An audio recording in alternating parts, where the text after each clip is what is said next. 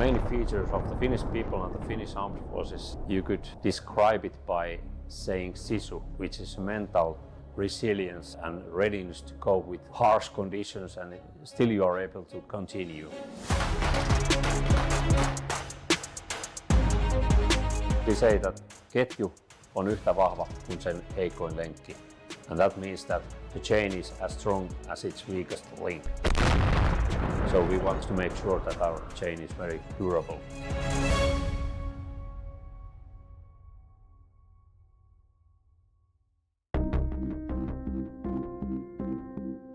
Russia's full-scale invasion of Ukraine not only changed the security landscape in Europe, it also acted as a catalyst for Finland's accession to NATO, membership which was confirmed in April 2023.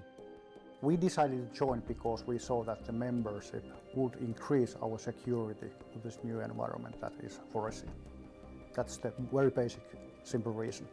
But from a military and geographic standpoint, what does NATO membership mean for the country itself, and what does Finland bring to the NATO alliance? We share the same neighbor than the Ukrainians. It means that also we can provide some experience and expertise about how the Russians they are behaving in our neighborhood.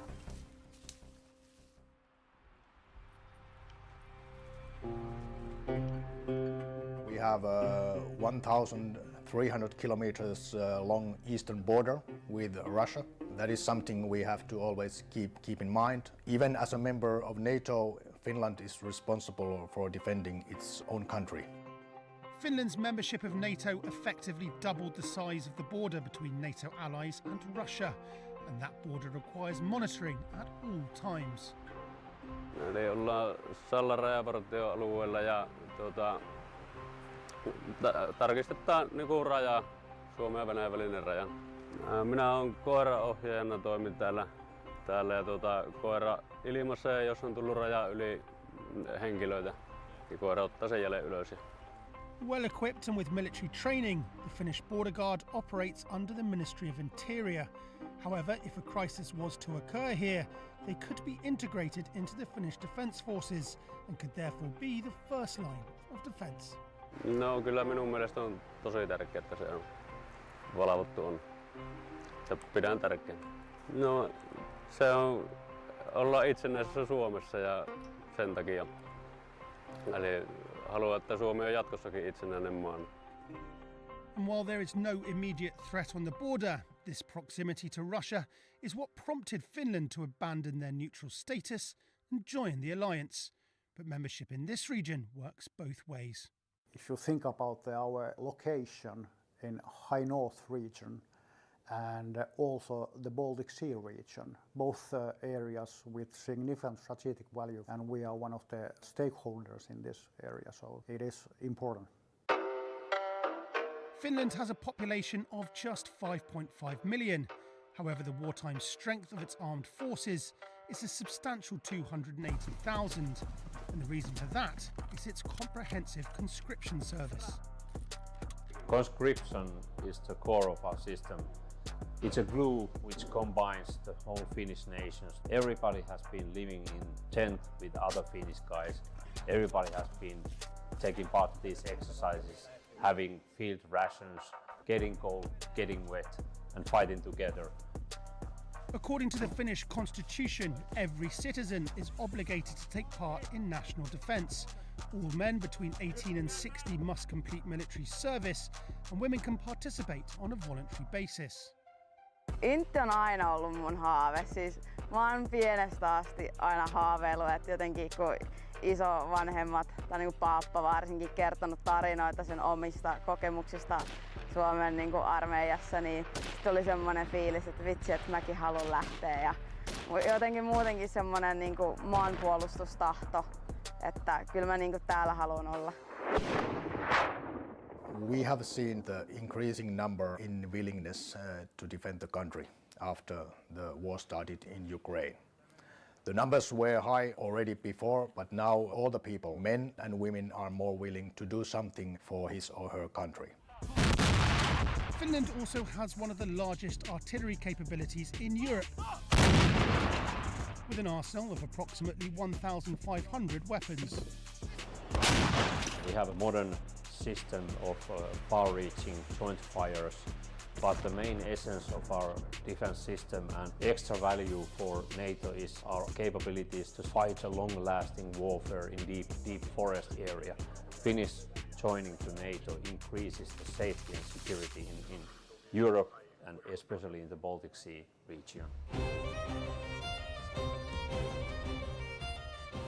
With Finland's location as one of the nations bordering the Baltic Sea, and with the Gulf of Finland an important hub for trade and transport, Finland's Navy needs to perform a variety of roles. The Navy main task include surveillance of our territorial waters and repelling maritime attack and territorial violations, if any. And of course the Navy is taking care of our vital sea line of communications and protecting those.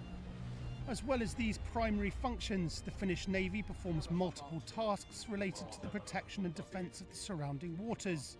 This mine countermeasures ship is responsible for detecting, identifying and neutralising underwater explosive threats, like sea mines. Previous wars have proven that the Baltic Sea and Gulf of Finland is very easily mineable. We're talking about shallow waters, rocky bottoms, very hard sound profile. Conditions are very hard for mine hunting, and that's what we're good at, and that is something that we can bring to the NATO allies.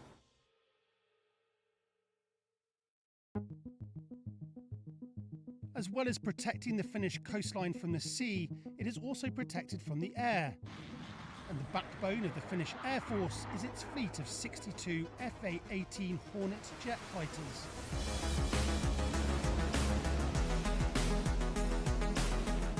We need to be ready 24/7 for the identification missions, mainly at the Gulf of Finland and Baltic Sea.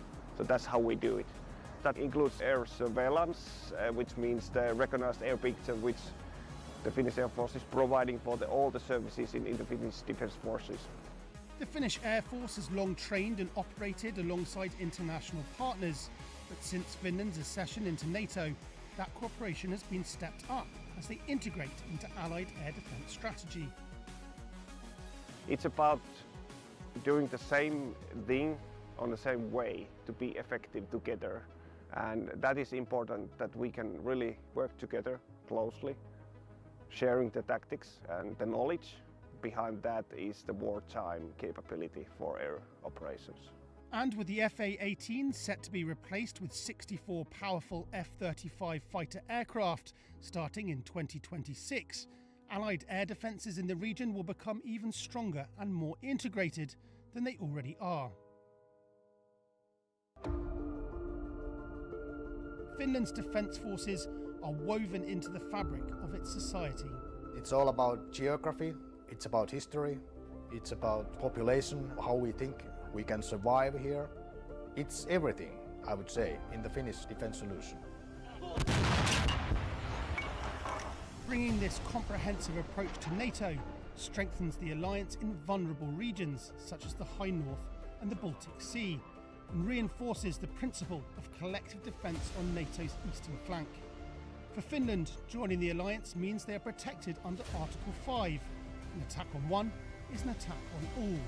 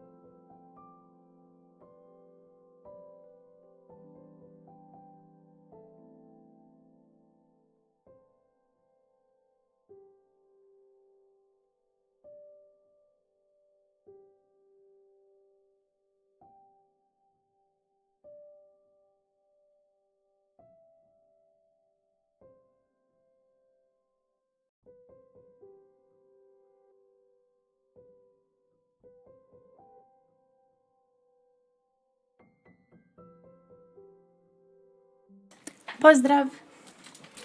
Pozdrav, pozdrav, pozdrav. Good enough. Yeah, it kind of is good enough, to be honest. Hey, Yodo.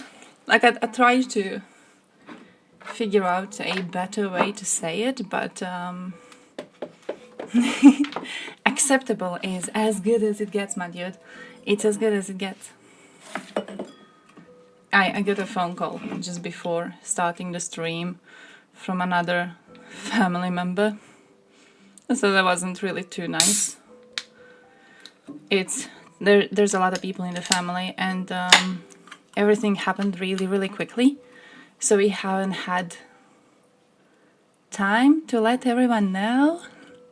So it led to some really awkward phone calls with family members calling from like across the country, being like, hey, we just heard one of us is gone. Interesting. No one let us know beforehand. We had to learn from the papers or from the reports or from whatever, depending, because he was like quite big in the community, so they had little speeches and shit. It's an interesting situation overall. But hey, yeah, I'm very happy I'm back. I haven't done much, to be honest. I haven't done much while being offline, apart from depressing myself in and out of sleep. So everything's very fresh for me. Everything's very new for me. I've just followed some Twitter stuff and that's it. It was like internet detox, but you stay on the worst possible website you could stay on, which probably wasn't the smartest thing I could do, to be honest. New budgets, heck yeah, you gotta improve sometimes. I actually picked the color specifically because I was like, I need something colorful in the background. I saved a bunch of videos, I saved some news to go through. There's a big fire, by the way, right now. Is it on Croatia Week? Who knows? Yeah, basically like that, drug-free week, and then you drink, like, then you take the worst drugs possible. That was me. It was like, I didn't go on Facebook, I didn't go on Instagram, I didn't go on YouTube, I didn't go on Twitch, I didn't go on Kick. I went on nothing. I was just like scrolling Twitter while I had breaks at work. Maybe don't do that. maybe never do that. It led me to like speaking to the worst of people. But look at this, we're having big fire. I have to show you the big fire in the city. Big. There was some plastic shit is burning. I don't know what's the word for that. Here it is, some plastic shit is burning. So we got a notification from the government civil protection services to close our windows. Like this is what it looks like. Yeah, lots of plastic particles, gone. So yeah, very big thing. I don't know if it's still burning, to be honest. Haven't really checked the news in a while. It started right after midnight, and it has been burning until at least 2 in the afternoon, because I was going home from the city at 2 in the afternoon, and it was still, you could still see a lot of smoke is being made. I don't know if it's still burning now. Blue sky is awesome. Lots of Germans are over there. Oh shit, I need to find them. I need to find them. I've mostly been seeing like a relatively small pool of people post that. It's like I see the same accounts constantly posting, but they're doing good shit, and a lot of them are NAFO accounts, which have crossed over because of, you know, Elon being Elon. So I find it cool. It's kind of circle jerky, not gonna lie. It's a bit circle jerky. I see some stuff sometimes, and I'm like, damn, if we were on any other website existing, someone would report us for being Russophobic. Any other website, literally. But here on Blue Sky, you can just post some things and no one bats an eye. It's kind of... It's a good feel. It's a good feel. It feels like you're surrounded by friends. I'm kind of happy about that. Also, like it's kind of, how to say, I found a few Croatian accounts, and even though so many of them are weird, at the same time it's like, I know you crossed over here because you're sick of Twitter, and because you crossed over here because you're sick of Twitter, I guess you're at least somewhat normal, you know? You're not like fully conspiratorial, because then you wouldn't be here in the first place. You would just stick on Twitter. Takes a bit of time. Oh yeah, the algorithm is really weak for me. I go to the suggested ones. It's not called suggested. There's a word for what they are called that. But basically they show me the same stuff that I've already seen. So I guess the algorithm for me is just a bit lazy. A bit lazy. It's... Is that a dump? No, it's Croatia, bitch. They collect plastic over here.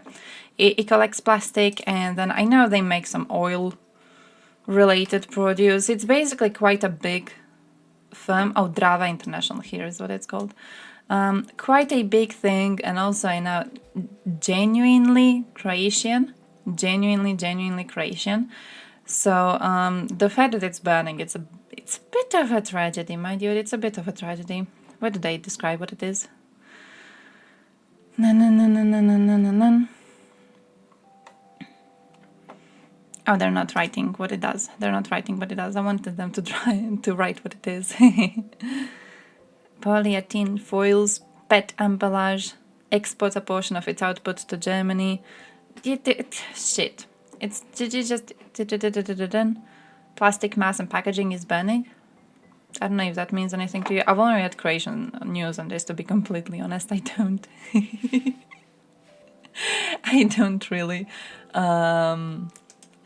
know English for any of these terms. No matter how bad it is, social network, people follow people, not functionality. Oh!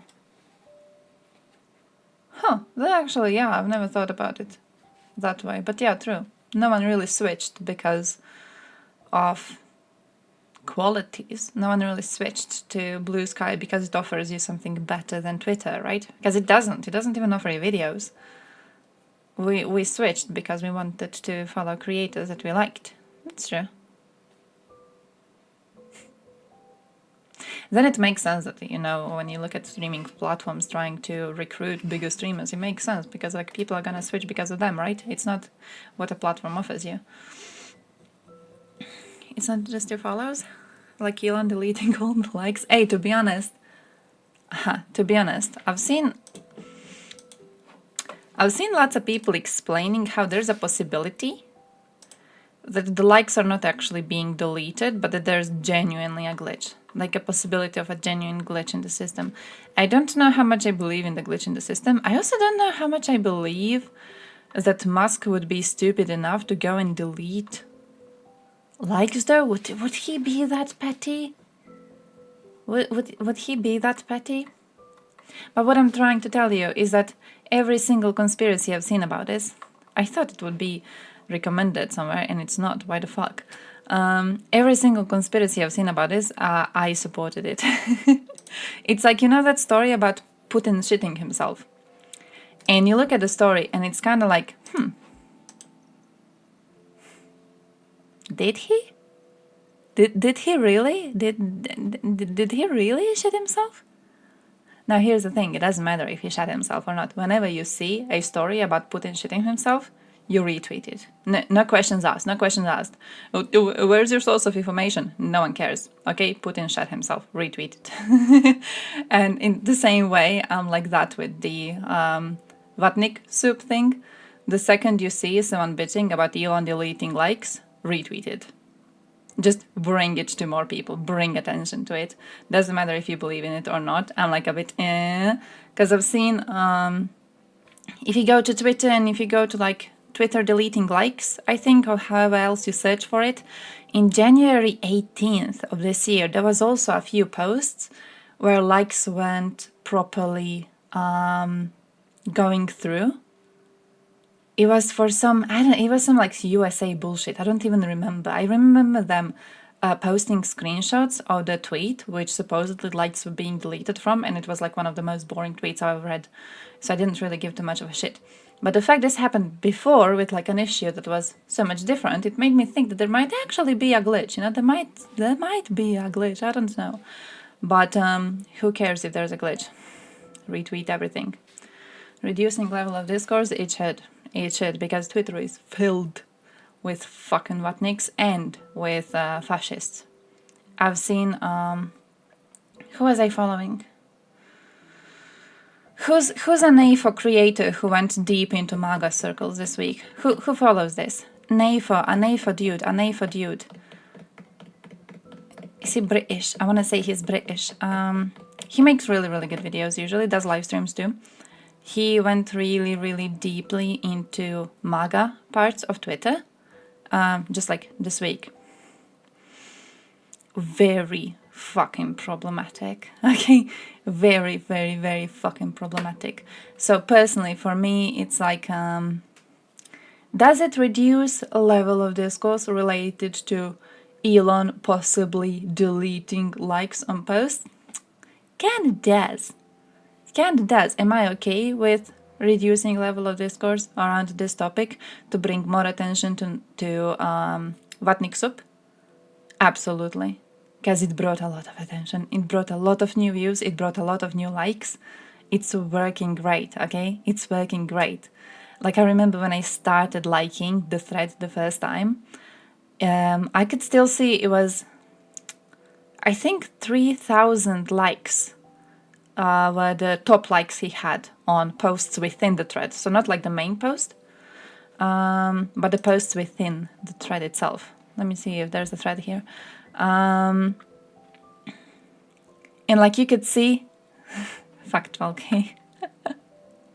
Look at him though, reaching 200,000, my dude. Let me see how much he has now. When I started, he had a tiny number. He had a tiny fucking number. And now he's going up to like hundreds of thousands. It's a good thing, okay? So share it. It doesn't matter if it's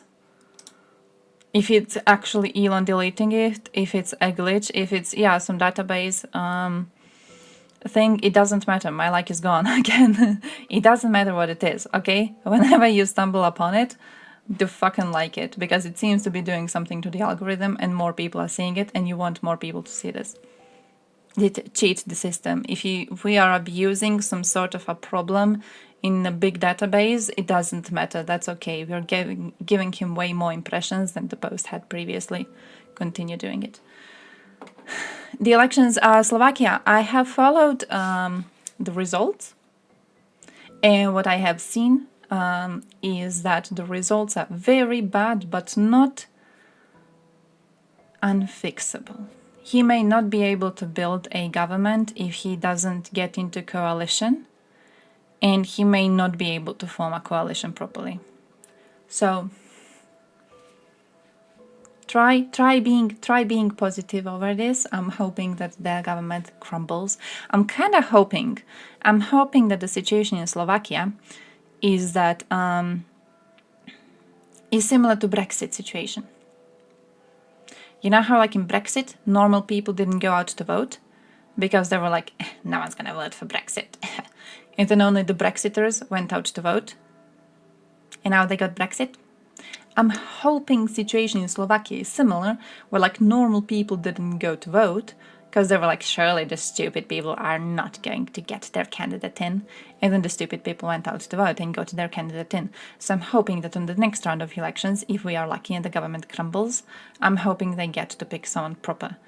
Now, my crumble of hope on this is based only and solely on how many people from Slovakia I've seen online after the whole thing happened, bitching about this new government not representing normal Slovaks. So it's you know how like whenever you criticize Hungarians, there's normal Hungarians who come out and they bitch about how the government doesn't represent them and how there's actually a lot of normal people in the country and they're going to show it at the next elections. I'm aware I'm kind of... Yeah.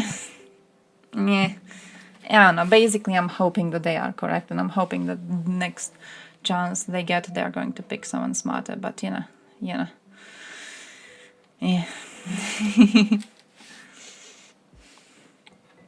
Oh shit, I've seen that. Yeah. One of Russian, what's the word? Systems got hit by a fucking train. Deservingly so. Wait, isn't this that... Oh, 7 months ago. Holy shit, I thought it was a new one. Bro, I was like, damn, who allowed AFD in the streets again?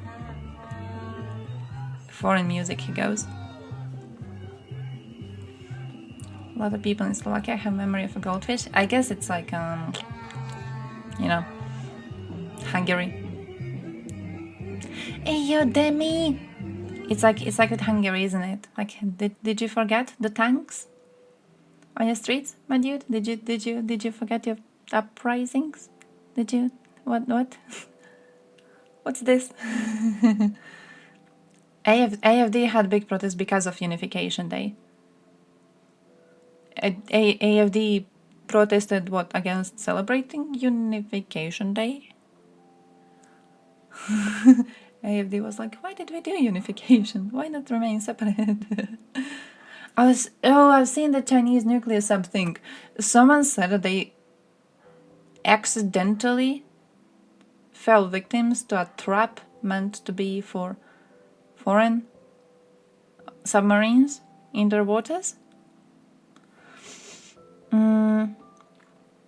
I've seen that. Nathan straight from the biolabs. Oh shit, they have everything. They have mosquitoes, they got sharks, they got a goose, they got another shark, they got a raccoon. The stolen raccoon. You remember the stolen raccoon? Man. Wait, let me see. AFD, by the way. Last time he formed the government, he had to resign, but had to? Damn, nice. Foreign, aka USA influence in Germany. And then their definition of foreign influence is like having to help a country being invaded by a fucking empire wannabe. AFD MEP denounces schizophrenic German media allegations. Huh?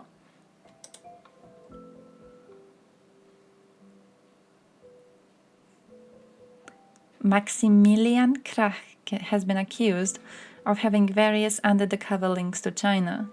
Oh, with the outlet linking one of his European Parliament assistants to various organizations connected to the Chinese Communist Party. Krach dismissed the allegations, describing the article as reading like the wild ravings of a schizophrenic who has figured out how the world really works.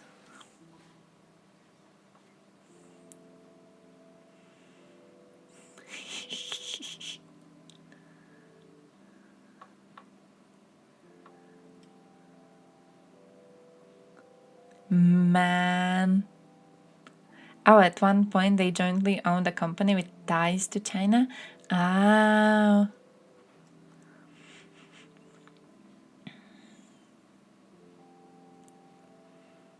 My assistant did not collaborate with the ominous Mrs. Wee. She is his wife. Long-time residents of Dresden, and they have a daughter. Family is now being painted as Chinese spies, which feels a bit like how Americans of Japanese descent were treated during World War II. Oh, though I kinda see. I see why stronger evidence might be needed to paint him. Not to paint him, but to reveal him as a Chinese asset, because he definitely is. Oh? Attack threat? Germany's AfD lead. Wait, the Nazi Ho? Or another one? Yeah, Alice, the Nazi Ho? What's wrong? Oh, there was a security-related incident. She and her family were taken from their private apartment to a safe place because evidence had accumulated that pointed to an attack on her family. Oh.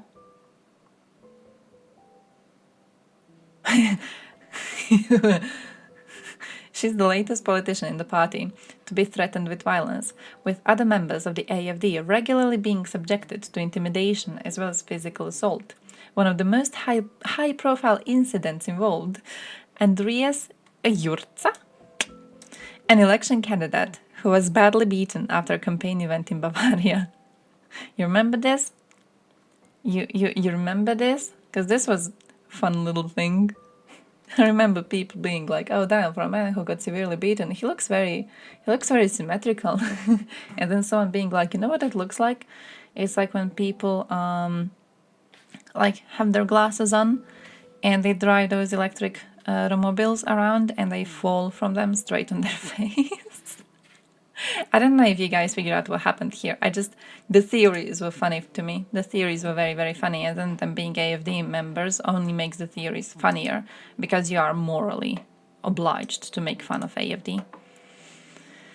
Oh shit, Estonian member of Ukraine's International Legion killed in a Russian drone attack. Shit.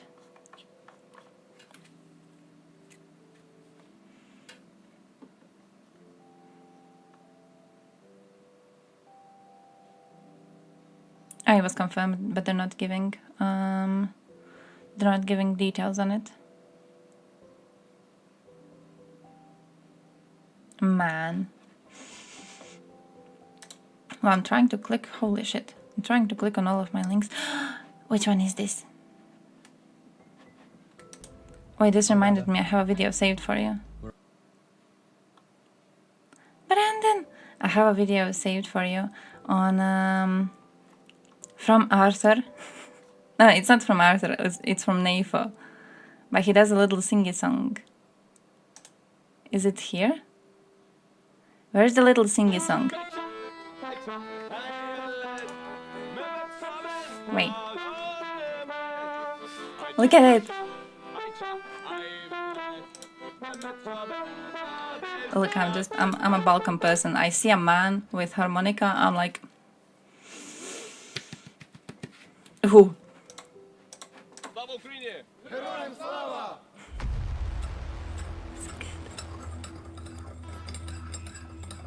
There's a criminal process because of false allegations.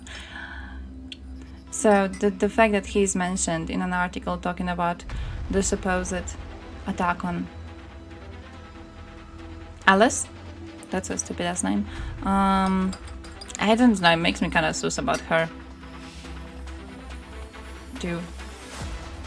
It was big in Soviet times, nowadays it's not like guitar. Oh, it's still big here. There's no proper party without accordion. Harmonica. There's no proper party without a harmonica. You must always have one. If you're having a wedding especially, you must always have one. Number 21 have arrived to Kiev. This means that we have been bringing 240 trucks to help Ukraine win the war. And this convoy is indeed special, as we are not only focusing to demining the land, but we're also thinking about how we can help soldiers to survive this, and what to do to help basically Ukraine on this mental health and so on, because it's more and more important after this so long war. But thank you everyone. Basically it's 15 trucks again here we keep doing it. We keep doing 15. day by day everything that Ukraine can win this war faster. Slava Ukraine! 69th Sniffing Brigade! Bravo! NAFA! Velos! NAFA! Velos! NAFA! Velos!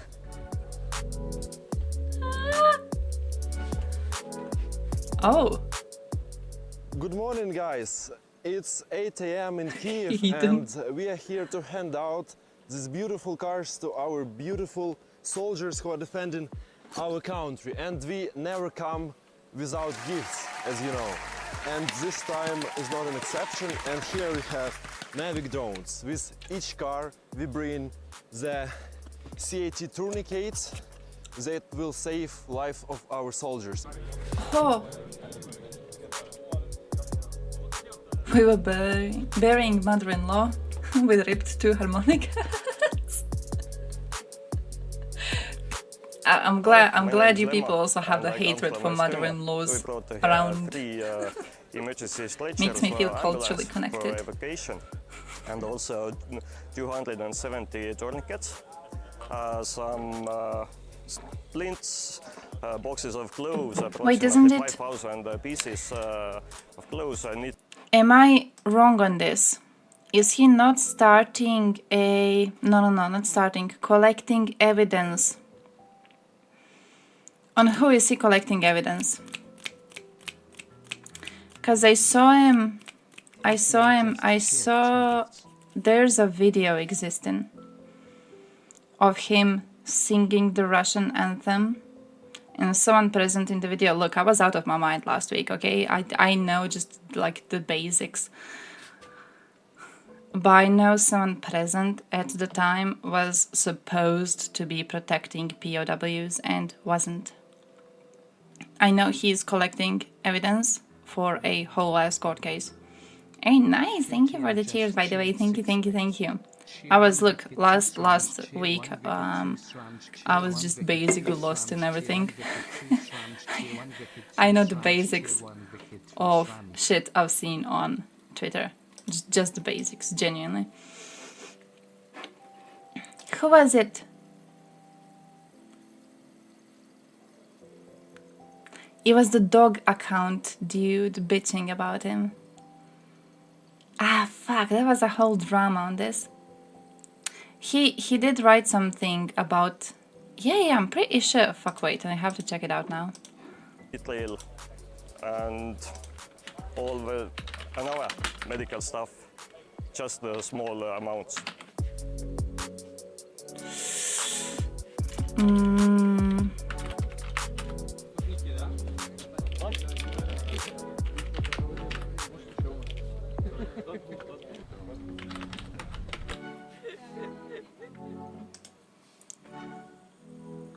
And also, we have a special gift in each car from the Estonian community.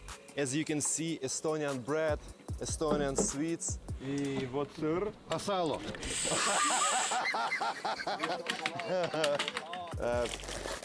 These are candies. Of course, there is chocolate and cheese. Сыр. И тоже что... The hunter said that this sausage is very good. That's all we'll remember, guys on the front line, that they're not alone and the whole world is caring about them. Also, as usual, we've brought special night vision cameras, 12 of them, to each unit that asked. And hey, thank you for the cheers. That with this kind of tech, gotta use them for donations. I've done nothing with like Twitch cash money last week. I followed nothing. I did that get though, by the way, it's going to remember what for months one day.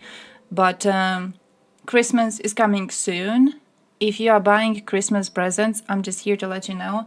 There's really good threads on Twitter on businesses in Ukraine you could be supporting if you go and buy Christmas presents from them. So you are supporting the business, you are supporting the economy, plus usually they have like a percentage of cash money given to them that is going straight to helping Ukrainian armed forces. So I'm here to remind you that Christmas is coming soon, and if you are trying to make your orders, make them soonish.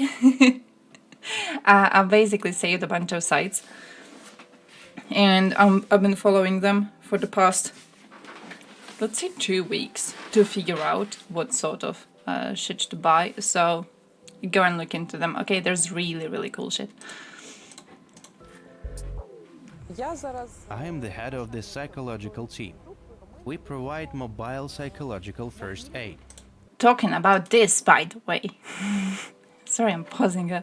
But talking about this, we had a case in Croatia. I assume no one here heard anything about it because it was just local news. But one of our defenders in the war, former defenders, of course, he has recently done a thing where he threw a bunch of Molotov cocktails into another house in his village. Not the people in the house were not like on the opposite side during the war or whatever. They were just his neighbors that he didn't like very much. And it sparked a whole conversation in society about how psychologically we haven't done a thing to help our defenders. We've genuinely done nothing. They could get the PTSD diagnosis, and with diagnosis, what you get is access to some meds, plus once per year you can go to the seaside for a while. That's it. Like nothing else. You get nothing else, and even the meds, you barely even get those. I don't know what they are. I know they're shit meds, and most of them are not even using it. So it sparked a lot of conversation about how crappy we were at treating with these people, but also how interesting it is to see Ukraine and how much effort they are now putting into trying to help their veterans, their soldiers, and how much effort they are, just committing to this, how much cash money they have already said that they will be spending on psychological help. And it's a very, very interesting thing. It's a very, very interesting thing because we're like, when you hear people commenting on this, it's like, oh damn, we are going through a very shit situation right now because, people are, we got a lot of people abusing alcohol because they never got the help they needed. And it's kind of bittersweet to a lot of them to see how much better we could have been. So lots of very, very interesting conversations happening. And personally, I'm pushing the conversation wherever I can. I'm being like, dude, yeah, I know we were shit at it, but look, there's a country which is actually doing better and we can help them in their efforts. And it's a good thing to kind of analyze. You can buy Christmas gifts for Ukrainian refugee kids. Yeah, nice. I saw a few fundraisers for that, and I saw someone make a thread on Twitter for it too. You can donate, and there's a little wish list thing, and you can donate to specific items, or you can donate to the overall fund. Very, very cool. Very, very, very, very, very cool. So also do that for Christmas. Do lots of shit for Christmas. Okay, it's soon.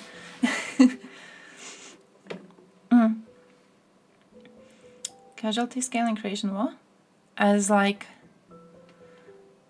when you compare the numbers,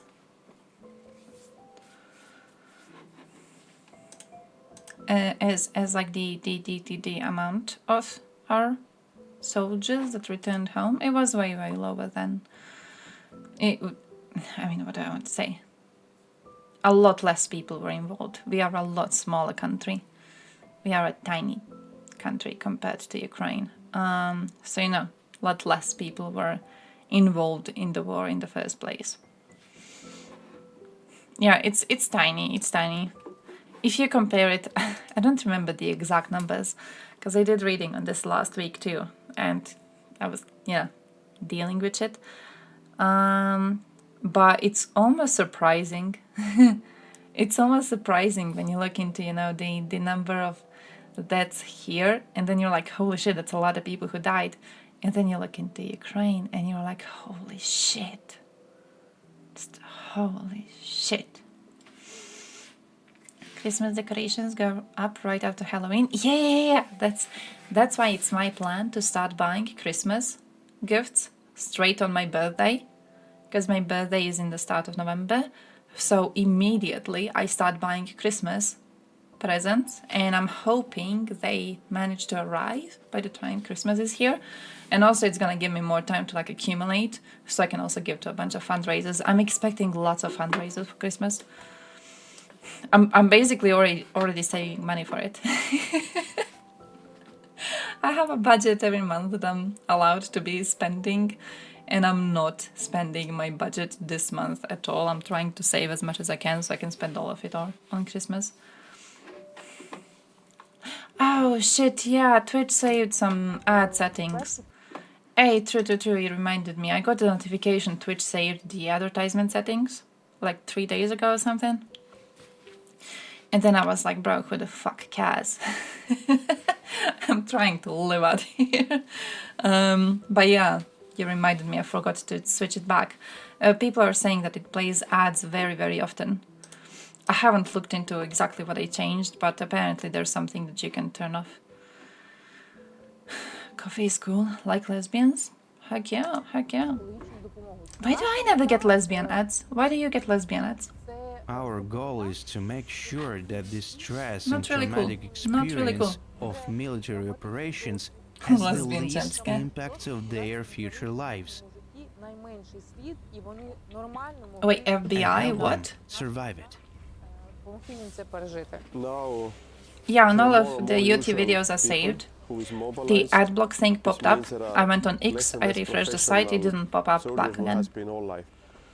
I assume it's much tougher for them to exactly this mental reality, which makes that you have more and more job. I assume. lot But of do you see naughty the stuff. change now? Насправді What naughty stuff? такої війни, як The world has never seen a war like the one that began in 2022. навіть ці цивільні, які до Man, нас Italians прийшли, are gay looking. які були вже We're constantly learning because the book standards are not valid today. тому So the що, VPN bans. якісь Fucking військові based. стандарти, вони в цих умовах сучасних уже не Fucking діють. based. What type of like skills do you Imagine teach coming to the Twitter and soldiers there's to help no look after their Russians. minds? What sort of tactical help? По-перше, They already First of aren't supposed all, to be on so it many is sites, and now they will actually not be on psychoeducation. so many sites. The military must understand how they might Maybe they finally feel do on something the once front Twitter is line. gone, you know? в зоні бойових дій Like genocides? Invasions? Ethnic cleansing? If they are Meh. people without military Twitter gone? experience, we explain to them that they will lose their comrades, see blood, cry. наприклад, так, що вони будуть втрачати побратимів, що вони будуть бачити кров. Man, her job is like the hardest job in the world, holy shit. That they can laugh and tell jokes in the most critical situation and it will be alright. Якщо людина цього ніколи не A переживала, person who has never experienced this may think that Scale they from are genocide crazy. to Twitter gone. We explain to people that any reaction is normal for abnormal conditions, so that they not ashamed of them, can talk about it, know how to help themselves or help a fellow soldier who needs it. це надав своєму другу відповідно якусь психологічну This is very important because it is like first aid. When it is Mhm. provided in time, it saves lives. вона рятує життя. Ось так от перша психологічна So timely psychological assistance saves a person's mental health. Man, the hardest fucking job I ever. had a great hug. You can hug again if you want. Hugging is very important in psychotherapy. Aww. It's emotions. емоції. Deep, I need to do the deep narrator voice. I make him happier. For Estonians, the distance between people is always 2 meters. When we talk, we don't look into each other's eyes. What's the mental Estonians health look situation this in way, Estonia? And Finns look that way.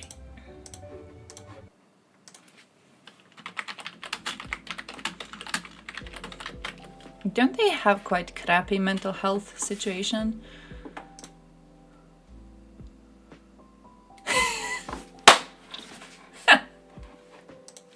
Okay. Okay. That's that's fair.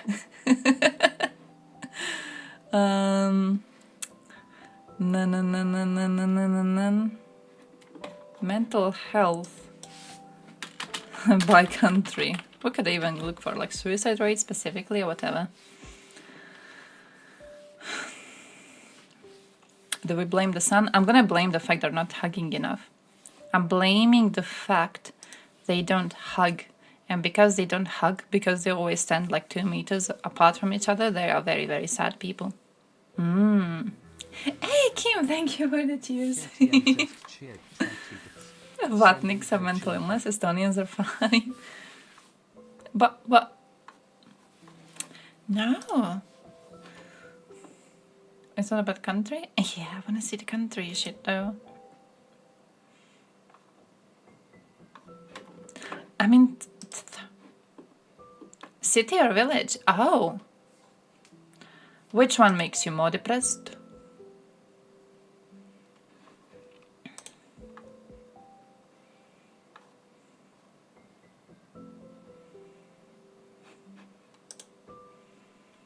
Now I can look at anxiety.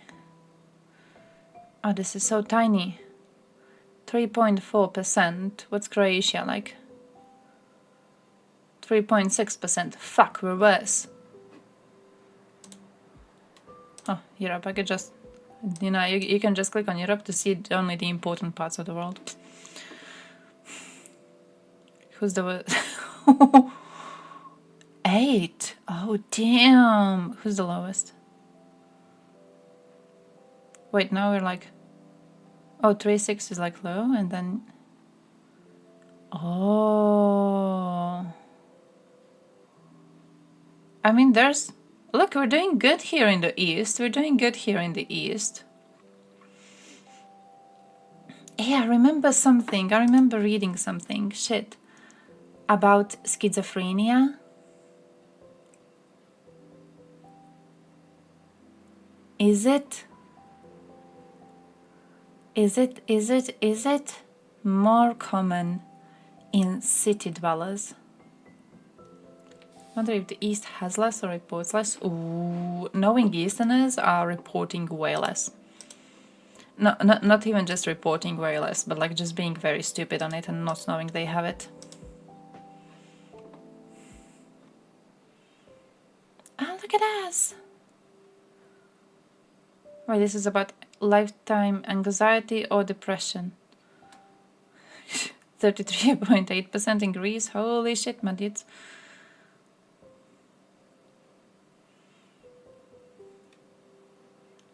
Fucking Slovenians. Fucking Slovenians being GG. Admits the last match, man. Yeah, that's too. Anxiety disorders prevalence versus GDP per capita?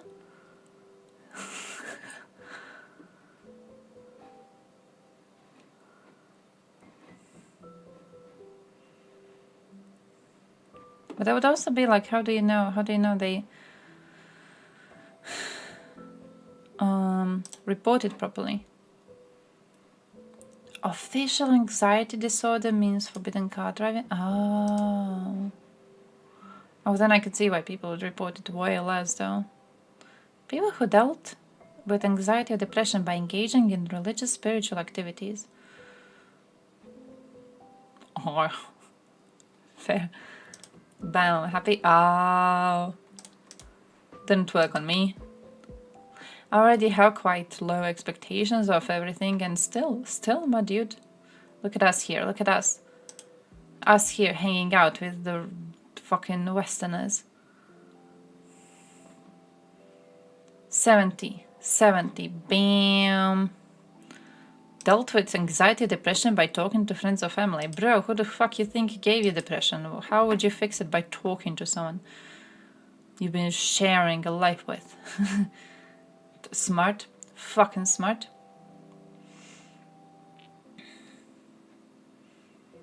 Okay, you know it's a good way to sort out my depression or anxiety?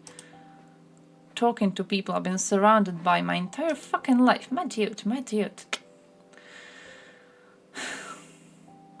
Oh, boats? Oh, immigrant boats in Italy? I saw that. I don't know how much success they're going to be having. Considering the fact such a decision, how to say it? You can't make a decision to just ban immigrant boats from coming to Italy. You can't just be like, oh yeah, when we see a boat with immigrants, we're just gonna let them drown. You know, you can't really do that. It's not really permissible. What you can do is, and Meloni had a few ideas on this, of, you know, how they're going to make deals with the countries these immigrants are coming from to then return them if they don't get an asylum in Europe. Because a lot of people who don't get asylums, apparently they stay as undocumented illegal immigrants. So she had ideas and like possible fixes for this. I'm not sure how realistic some of these ideas were, but she had ideas. I know Swedes in particular also have a government who would like to be switching their government policy on immigrants currently, which I think when it comes to Swedes, so yeah, I know they will be trying to figure out a way to solve the situation. I don't think we live in a world where they would be allowed to just ban immigrant boats. Yes, Swedes are interesting about their immigration ideas, but also about the fact that they blame everything on immigrants right now. It's interesting. Like, you have police reports and shit from Sweden back in 2005, where their police was already like, bro, we have these parallel societies, basically biker gangs mixed in with Balkan immigrants, and we already had a whole organized crime society in certain areas of Sweden, right? 2005, it was already a huge issue, my dude. And the fact that they're now trying to blame it all on Middle Eastern refugees specifically, completely ignoring the fact this was happening for years and they did nothing about this. My dude, have you learned nothing? Have you learned absolutely nothing? The boat's flag is the country of whom must take these migrants. I feel then, though, you're dealing with a problem of, like, how? Like, how? Because you have two possible paths to take from that. One of them being that you are making all of these people apply for asylum in Germany. But, like, you still have to unload them at a port in Italy, don't you? For them to get the necessary medical care. They still will be unloaded in Italy. So you want to unload them in Italy and then you want to what? Put them on buses and send them over to Germany to try to ask for asylum there? I'm not really sure how we would be able to organize that. I would be relatively GG with it being organized. I'm pretty sure Germans would be like, yeah, okay, because like 25% of these people, by the way, the biggest batch is going to be asking for an asylum in Germany anyways. In Italy, I believe only 9% of them ask for an asylum in Italy. They just go to other countries. Italy is used as a transit country, kind of like Croatia is. So I think one problem is like, Yeah, straight bus line. Is that what you're planning? Is that what you plan? But also like the idea that they have to take them by itself, I'm not sure how I'm feeling about it, because the fact that Germans are saving these refugees on the sea is true. So German NGOs, and it's not even just Germans, by the way, they don't even do it that dramatically. I've seen Elon Musk being an absolute fucking idiot on this, retweeting AFD shit. German NGOs don't even save that huge number of refugees, and this is a very sad sentence to say, okay? It's fucking sad how many of these people die out on the sea. But the fact they are saving them doesn't mean they are giving them an asylum. They save them at the sea, these people get the necessary med care, they apply for an asylum. They are not granted an asylum automatically. They may still be denied. It feels like they are creating this idea that because Germany is saving these people, they automatically get the asylum, which just never was true. In 90s, people used hate speech against immigrants from ex-Yugoslavia. I could even see that. Because we kinda sparked the organized crime that you have going on right now, because we brought in a lot of weapons from Yugoslavia. But like blaming Middle Eastern refugees right now, it's a stupid take, absolutely.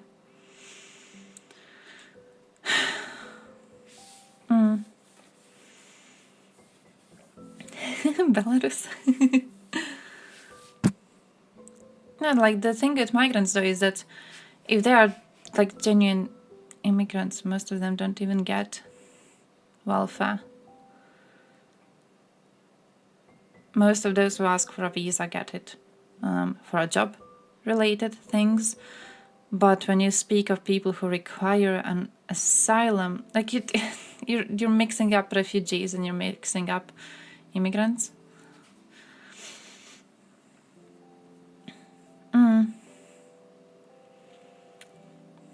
Zero welfare, zero migrant problems. The one war currently going on. I'm pretty sure refugees are not quite happy with the idea of, you know, going to an active war zone. I'm pretty sure that has a bit more of an effect on the number of people requesting to go there. Yeah, but like Syrians are genuine refugees. You know, that's like my problem with a lot of these conversations. People mix up refugees and migrants, and I'm not happy about that. And when they talk about welfare and stuff, you know, it's like people have this idea of economic migrants and they hate economic migrants. But then when they talk about economic migrants, they talk about refugees. Stuff that refugees get, right? Like refugees are the ones who are getting help from the country. Refugees are the ones who are getting protection. Refugees are the ones who are actually running away because of danger to themselves. And giving them an asylum must be a thing. We must be helping these people. Like when people bitch about Syrians, to be perfectly honest, I'm pissed off about it. The situation in Syria is horrible. If you guys were to follow any sort of activists on this, the situation is fucking heartbreaking. And then you see people bitching about Syrians, but they imagine that Syrians are economic migrants, which they are absolutely not. Or they talk about economic migrants, but they imagine economic migrants get the same help from the state as Syrian refugees do, which also is not true. Like, people just don't know what they're talking about when they talk about this. People have no fucking idea what they are talking about when they have these types of conversations, and that is what pisses me off the most. When you look at the asylum seekers, Europe, when it comes to refugees, when it comes to people from Middle East coming to Europe, when it comes to first-time asylum seekers who are not from European Union, we had mostly Syrians and people from Afghanistan. Two biggest groups of people coming to European Union as a non-European Union citizens are Syrians and Afghanis. And I would love to hear arguments about both of these not deserving an asylum in our countries. I don't know. Why simply not die instead of bothering poor Westerners? It's kind of what it amounts to.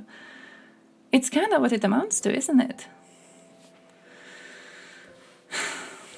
Nothing wrong with economic migrants. Oh yeah, that's true. I'm okay with economic migrants, absolutely. I just think bigotry about economic migrants comes in big part because people talk about economic migrants and they ascribe to them the help that refugees get from the state. Yeah, I'm okay with them trying to come for a second time after being sent back.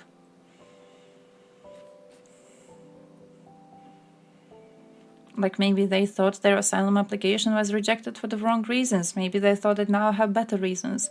Do you know what the requirements are for an asylum in your country? Maybe more of their family members got granted an asylum. That gives them a plus. Having job prospects gives you a plus. Why wouldn't you try and go back again? Why wouldn't you attempt again? Do you have statistics on how many of those who were sent back because they were violent criminals are the same ones who came back for a second time?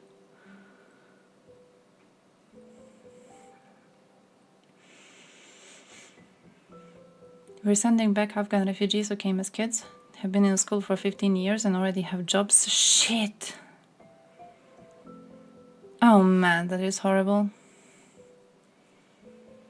Oh man, that's just fucking horrible. People connecting the dots which are not connected and drawing fucking retarded conclusions. Yeah, that too. It's like, my dude. These people are just trying to fucking live. I don't know, it's a stupid little thing. I had fights with Croatians over this last week. Remember how I said I had like social media detox just using Twitter? One of the Twitter fights was based on the fact someone in our capital city, they walked up to a black person on the street, asked them a few questions, and the questions were, where do you live? And they said they have an apartment that is at least partially funded by the state of Croatia. Do you have a job? No, I don't have a job. I'm getting social security from the state. That's it. That was the clip posted online. A dude in Zagreb who lives in an apartment at least partially paid for by the state of Croatia and who is getting help from the state of Croatia in like monetary ways, you know? And people creating fucking panic over the possibility of this man being a violent criminal, which like in the clip, there's nothing that would make you think he's a violent criminal. People claiming he should go back to his country to fight for it. He never says where he came from. And then the best thing about it, you speak to people about Syrians and they're like, oh, all of these Syrians, maybe they should just go back to their country and fight for it. And you're like, wait, how? Are you not aware what's going on in Syria? Are you not aware what's happening to them? My dude? My fucking dude, I would never in my life dare to go to a Syrian and to ask them to go fight for their country. In the same way they're commenting on Afghanis. Oh, you're Afghani? Well, just go back and fight for your country to change. Bro. Conversations about why are there men coming and not women and children coming. Also a fucking stupid ass conversation. Have you guys not seen images of children dying along the way? Having family in our countries gives you a plus for an asylum.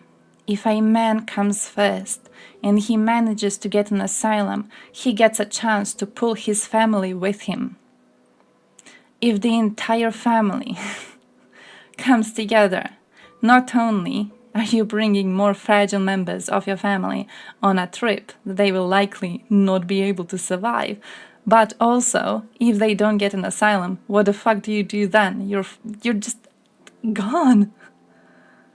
It's a horrible, horrible fucking situation. I don't know, just seeing how vile people are on it is just...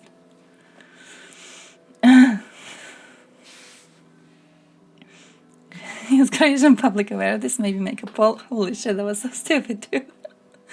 As if his goddamn stupid little Twitter polls matter in any sort of a real way. That... Imagine responding to German government being like, hey, did you? Didn't you ask your people about it? Maybe make a poll. Maybe that's what elections are, you stupid ass little bitch. Yeah. Migration routes are very dangerous and then the families are coming later. Yeah, absolutely makes sense. Absolutely makes sense, my dude. Like when you see the paths that they're taken, when you see the paths that they have to cross. I don't know. It's as if we're intentionally avoiding the conversation about how many of them just die along the way. That's what it feels like, because whenever I would bring it up in a conversation, people were like, oh yeah, well stop talking about these sad little stories. This is like coming from a place of emotions. How do you think they decide who goes on this trip? They know the trip is very dangerous. Of course, they're trying to figure out who has the most likelihood of making it there alive. Well, just...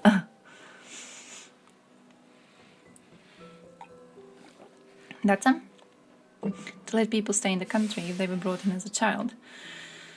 Without that, people with jobs or in American universities have to be deported? Shit. Oh, shit. Huh? Dude, you don't have a problem of there not being enough jobs. You have enough jobs.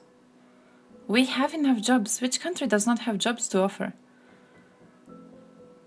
Germany, in year 2025, Germany will have, what was it, almost 1 million people going to pension.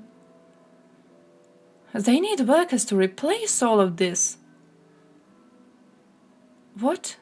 How do you even like calculate the point of where you will not have jobs to offer? You have jobs to offer. You have plenty jobs to offer, my dude.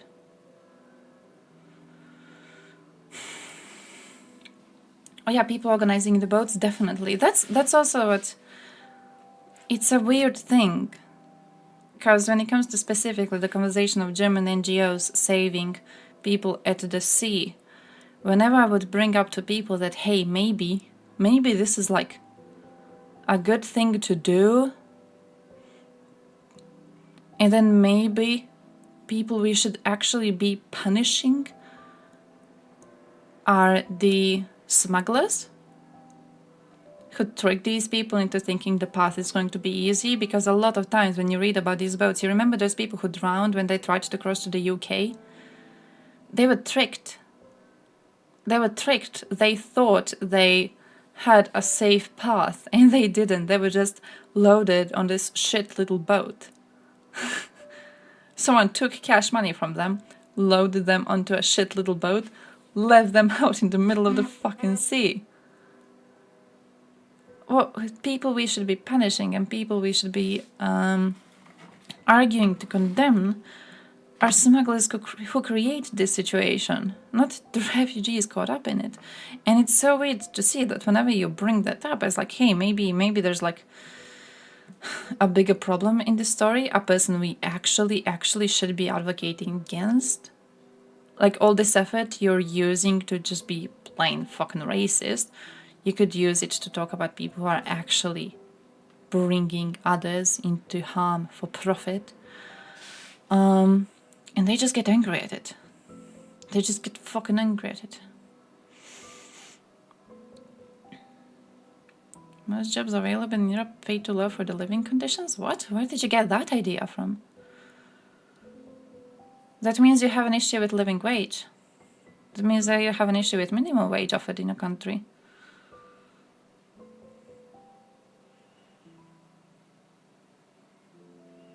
That's like definitely a your country issue. I don't know what's the minimum wage situation. You people don't have a minimum wage, right? then that's your thing. Then that's your thing. Because here you absolutely can survive on a minimum wage, and we have lots of job openings in the minimum wage area. Whenever Serbs come from the abroad, they work in the minimum wage. Whenever Bosnians come from Bosnia, they work minimum wage jobs, and they all have enough to work. Of course they do. Minimum wage is enough to survive.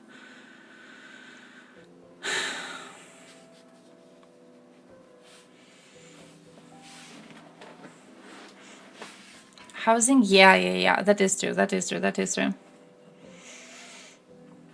I'm not sure what... how to say it. I'm not sure what can be done about that one at all. Like, at fucking all.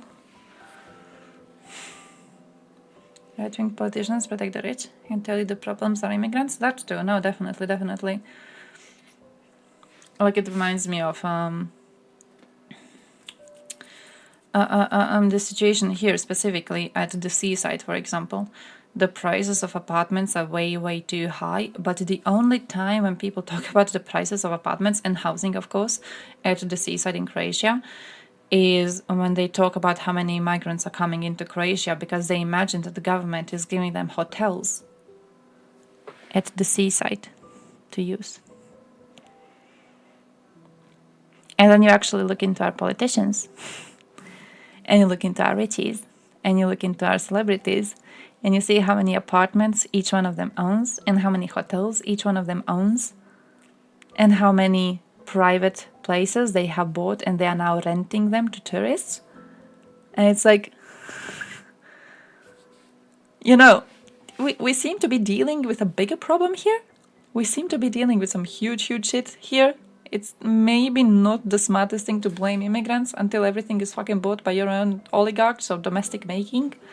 Like, we have a thing here. 6 different houses. They used to be private houses for like families to live in. They were bought by the same dude who made them into vacation homes for tourists. And he's now trying to buy more. He literally offered us to buy our house, and we were like, bro, shut the fuck up. But he goes to old grannies in the village. He asks them to get their house. Plenty of them, especially if they don't have families, they're like, yeah, okay, sure, you can have the house after like I'm dead, you know. So he takes care of them for a while until they die. When the grandma dies, he puts in new furniture and everything, paints the house over, makes it into a vacation home.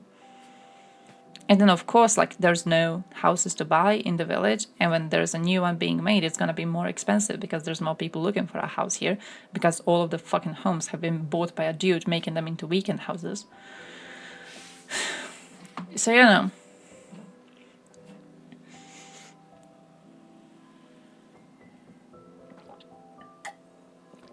Hotel on a boat? Ah, that's fair.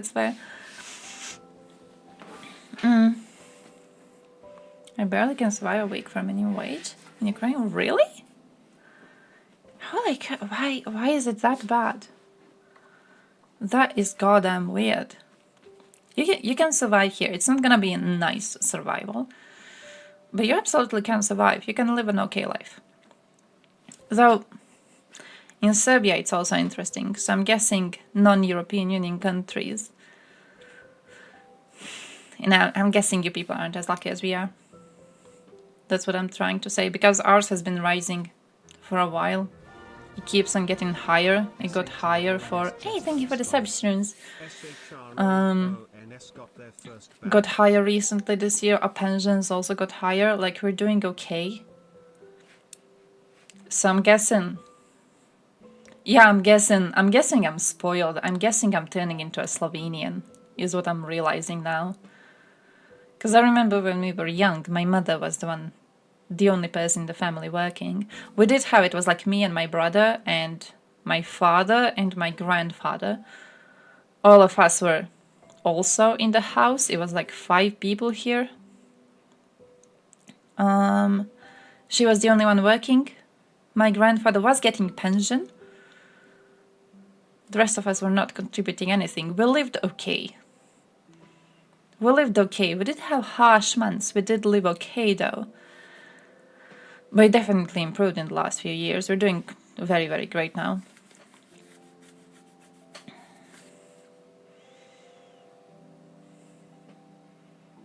pack of wolves and then a bear comes. It's true I need to fix the wolf problem, but the bear seems a little more urgent. Sir, people seeking a better life in your country are not a bear coming to maul you. I feel there's an important distinction to make between people trying to come to European Union to live a better life and to have better paying jobs and to have a chance to make something out of their future. I feel there's a rather big difference between that and a bear coming to rip you into pieces, you know what I mean? I'm just saying. Hot fucking take, I guess. But yeah, we haven't finished our video.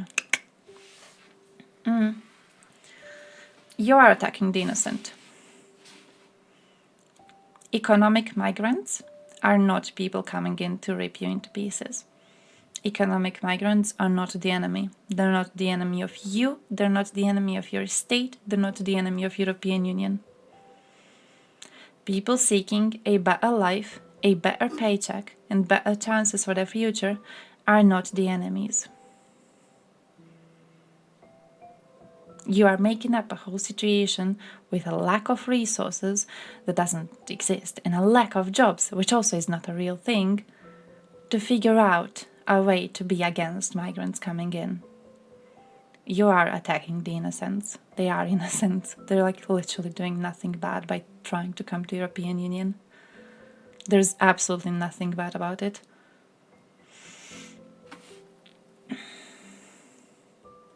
Oh yeah, if you shoot against them as a whole, then definitely. If you just say migrants, absolutely, like, I would definitely count in the refugees too. But like, even if we focus on only the group of economic migrants, even if we only and solely focus on them, they are still innocent. I still see no reason to attack them. Dude, you don't get welfare. If you're coming in a country to get a job, you don't get welfare. You don't inherently get welfare by coming into a country.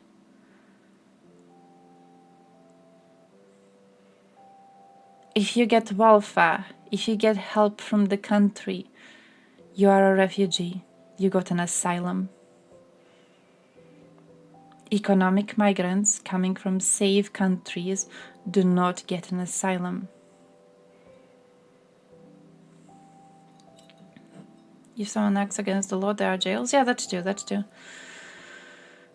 What's wrong with a person who has more skills than OG citizen to steal his job? No, but like the worst thing when it comes to like stealing their job situation is that the jobs are not being stolen. Domestic people didn't want the jobs in most situations. Like in most situations, truly, what we have is a situation of refugees coming into the country because they just want a chance to build a better life and they work on minimum wage jobs. You can find a minimum wage job now. Now, if you wanted to work a minimum wage job, you could find it immediately. No questions asked. You absolutely fucking could. There's always an opening somewhere. There's always jobs on the lookout. Several stores here next to me, they have a job opening. They've had a job opening for a while. There's at least 2 stores in my immediate vicinity which have had to switch from working 2 shifts daily to working 1 shift daily because they cannot find enough workers. Right? If you wanted to get a minimum wage job, you would have a minimum wage job.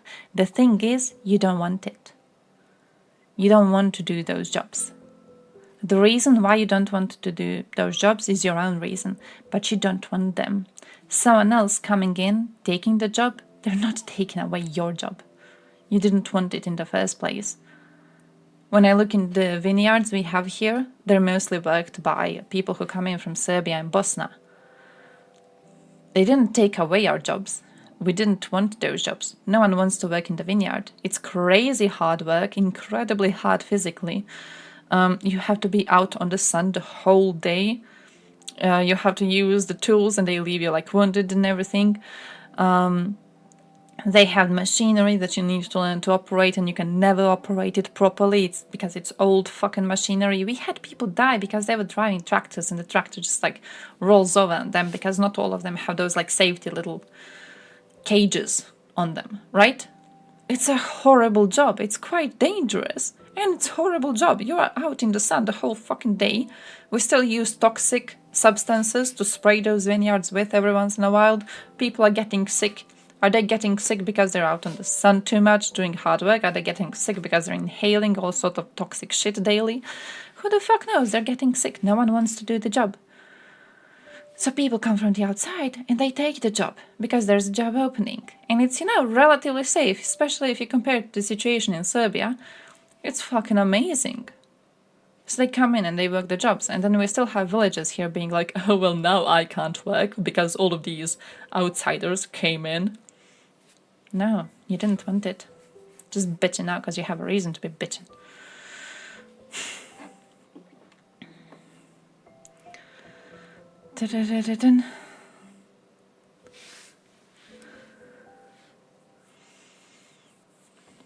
No, refugee until proven otherwise is a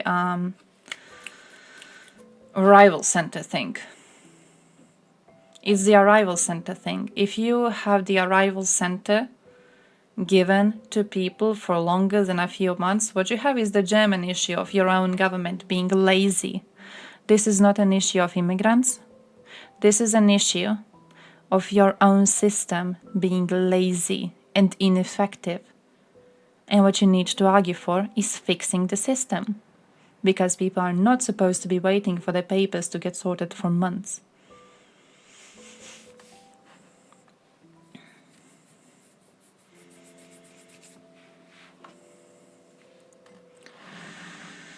Finland. They don't go to work, they live on benefits. Fuck to have children, because again, the benefits are good. Yeah, but like you can't get benefits. You can't get benefits unless you already work in the country. Or you're a refugee. You don't get benefits for just being unemployed and making children. Unless you are a citizen. You can't get benefits outside of it, you know what I mean? In order to get benefits from the country, you have to either like be a citizen of the country, or like you may be what? A refugee? Someone who got an asylum?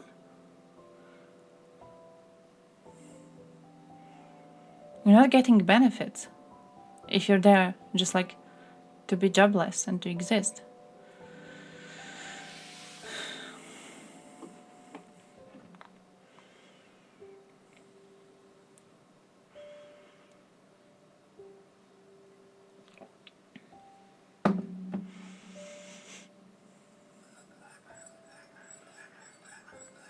Employment rate for immigrants in Finland is only a little lower than the average. I actually read a research on, I think it was Belgium immigration research. It was really, really interesting. It said that, I don't know if you guys knew that this exists. Wait, let me switch to this so you can see the whole screen. Their statistics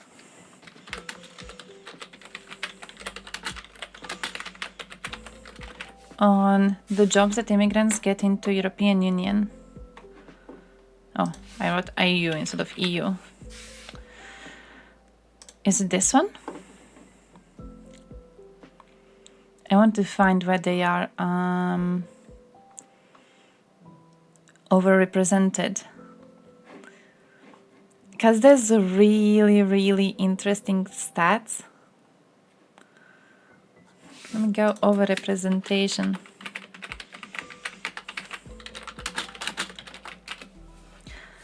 They are overrepresented in certain jobs. And when I read the Belgium study, it shows you the amount of cash money that all of these immigrants contribute to the budget of Belgium, and the amount is relatively low. And people were posting this as like, hey, look at how much the average Belgian contributes to the budget. And then look at how an average immigrant contributes to the budget. And the number is way, way, way lower. And they were posting this screenshot from the research everywhere. And I actually managed to find the research where the screenshot came from. And it does say, like right under the screenshot, it says, yes, immigrants contribute way less to the budget because they earn a lot less, because they take a lot less paying jobs. So they are not granted jobs which pay more, they are granted minimum wage jobs. And because a lot of them have family, which also doesn't work, you know, the statistics show them contributing a lot less on average. But they work jobs that are needed for society to function, and their existence in the country enables these jobs to find a cheap workforce very easily. So it's a cool thing. It's like, oh, they are represented, for example, in healthcare. No one wants to work there. What's the word? Retail services, stuff like that, driving around. I can't remember the words for any of this. I read it in English, which is the worst fucking thing. I'm pretty sure I have the screenshot somewhere. But they are represented in jobs that are like very, very low paying. Construction workers, strongly overrepresented. Right? They are represented in these jobs. And all of these jobs are very, very less paying than like an average payment you get in the country. But they still work them and they still are needed to be working there. No, you're like, you actually do seem to be quite racist. Oh, it's controversial because people want a reason to hate on foreigners. It's controversial because people want to figure out a reason to be hating on immigrants coming to the country.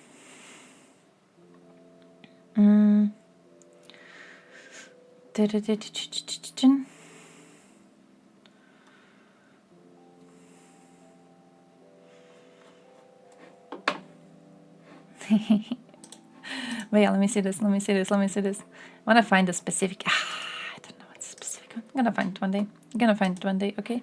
But it was really, really, really cool. And it went... Statistics, in fact. It wasn't from Statista. It was from European Union itself. Oh, maybe this one? Integration statistics. I don't want the rate. I want the overrepresentation. Oh, but this is also cool. National citizens, EU citizens, non-EU citizens, regional employment rates. Oh.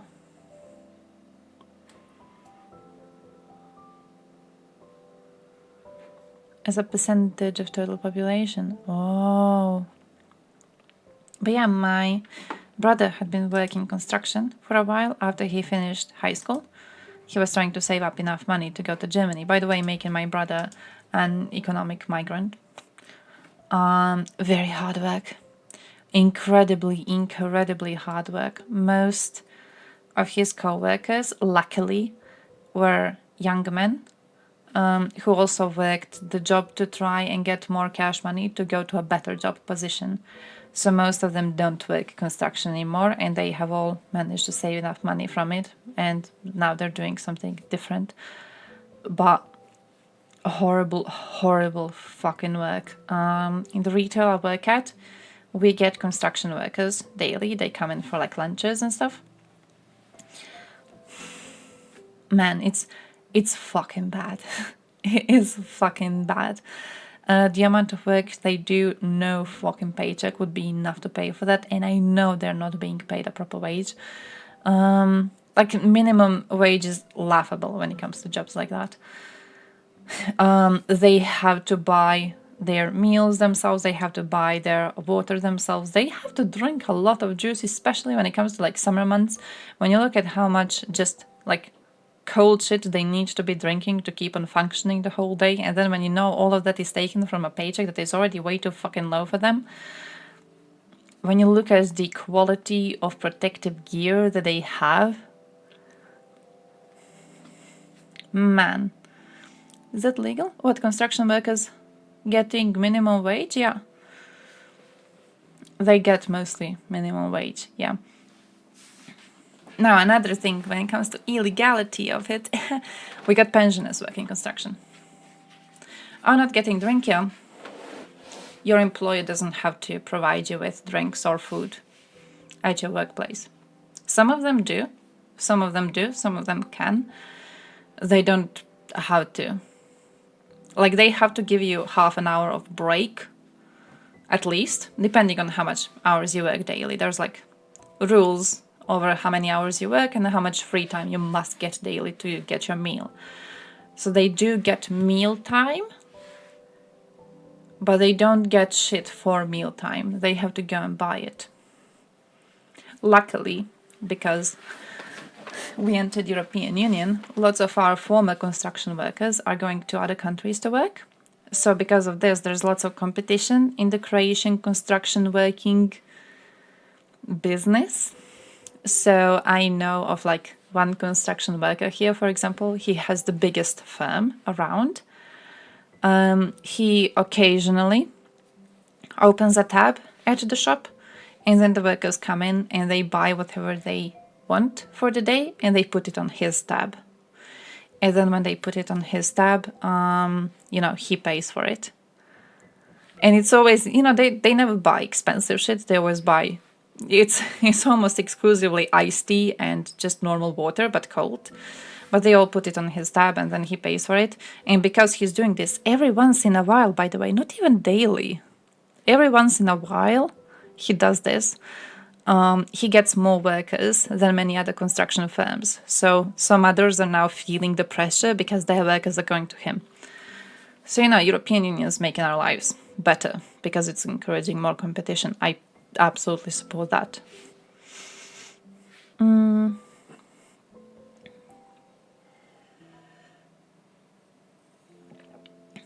Wait, what are you guys talking about here?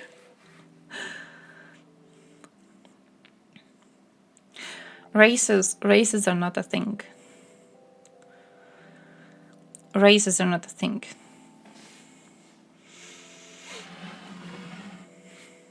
We are the same species, though.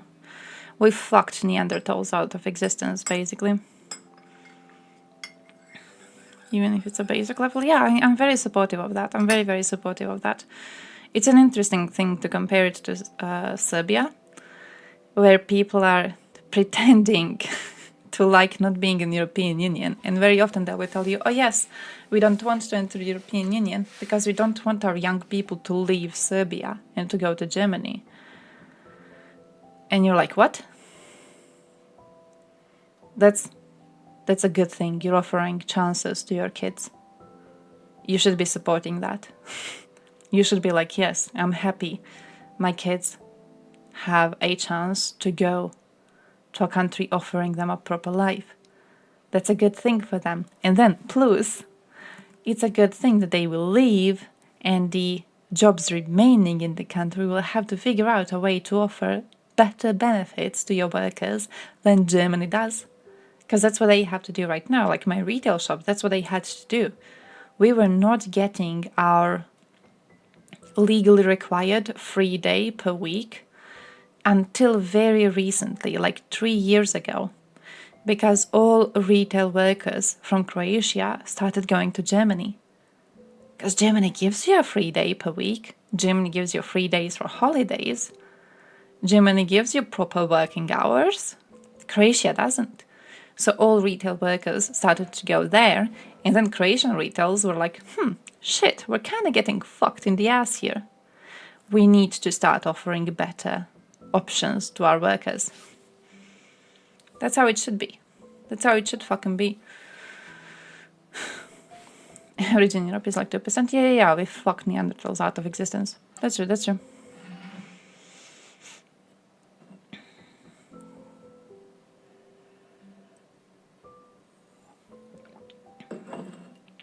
Just completely bang them out of being.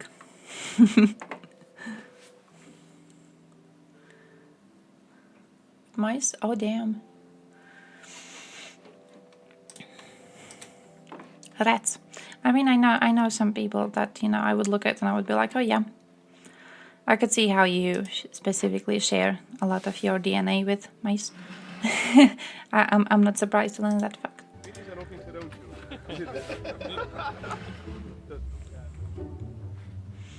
There's even I'm not a even radio sure here. what you people are fighting about, by the way. Not gonna lie.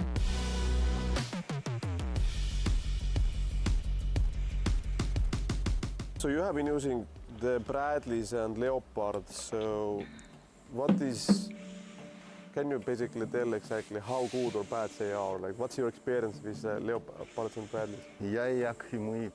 I and my comrades were riding in an M2 Bradley. It was our first day of the counteroffensive. We were hit with ATGMS.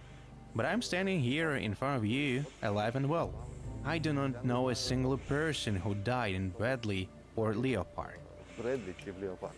So the one thing, it's last 2 months Ukraine has been very successful counter-battery fire. Do you see the effects that Russia artillery is getting weaker, or you don't see effect yet? In the first days of the counteroffensive, there was a very high density of artillery shelling. But now the density is not so high. Now even our density has come higher, and we are conducting an offensive after our artillery has worked. Look, you go up. Is this the next? Yes. I have not seen it. Makes sense. This war will be long, and we Hey, see by the that way. every meter of land is very hard. Fuck, wait, I can't remember the website. I paused the video already. How to show you the website, Oh, here it is. Shop Brave Ukraine. If you go here, and then if you go here, and then if you go to discount of the day, is it still discount of the day? Did I look at this yesterday or today? You can buy parts of Su-35s to put on your fridge. I'm just saying. Hey, yeah, Goddess, loving the username. You can buy a little bit of these, a little bit. I'm just, you know, I'm not saying this would be perfect for someone's Christmas. I'm just saying. It's fucking cool, okay? It's fucking cool. Oh, nice, you changed your username. Whoa, that's cool. That's cool. Hey, yo, how are you doing? What's new?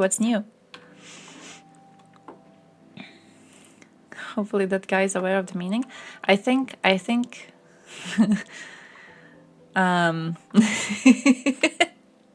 trying to figure out a way to say I will be genuinely surprised to see people from this part of Europe being aware of the meaning. For a local tanky? Yes, even better. Get them one of these. Look at one of these. Come on, you can get pieces. Would be easy for scammers to just use some random metal. That is true. Which is why you want to buy it from a site which specifically goes and supports Ukraine. Because I've seen lots of Ukrainians sharing this one, so I'm coming from the position of trusting into them, okay? Because if this is some random old piece of metal, and then if this random old piece of metal doesn't really come from a downed Su-35 or Mi-24, it comes from like who the fuck knows what, you still gave some cash money to Ukraine to fight. You got scammed, but you got scammed for a purpose. You know what I mean?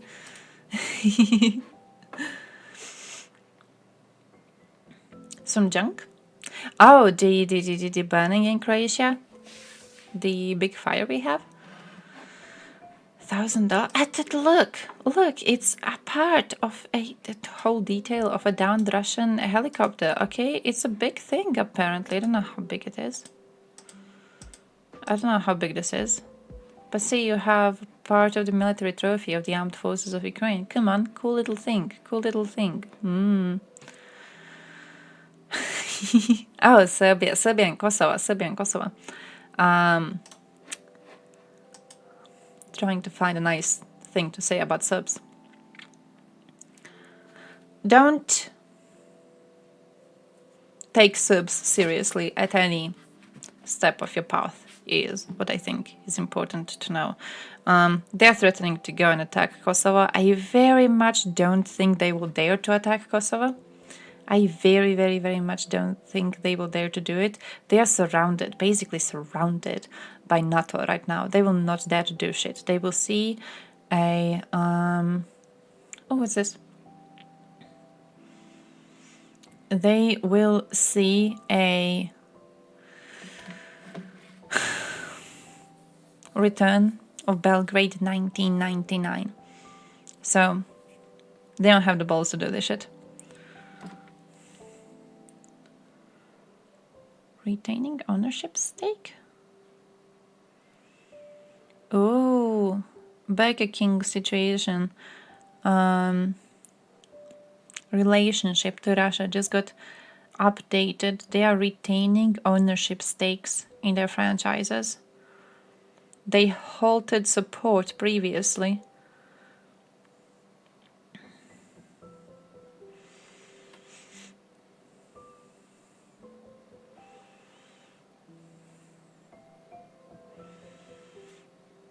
Yeah, I'm seeing a post. This is last year. Last year they published that they wanted to suspend all operations in Russia and that they are unable to enforce a suspension of operations. So yeah. People would not vote for Tim, Vivek or Nikki Haley because they are not white. Nikki is a woman and Vivek isn't Christian. To be fair, Vivek is an absolute idiot. So whatever reason people need to not vote for him, I'm GG with it. Don't know too much about the rest of them. I don't know who... Isn't Tim Scott?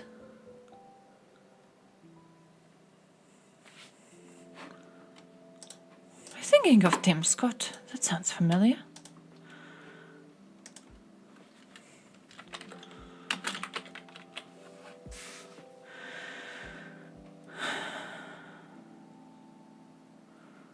Tim Scott. Oh no, I'm thinking of someone else, I guess.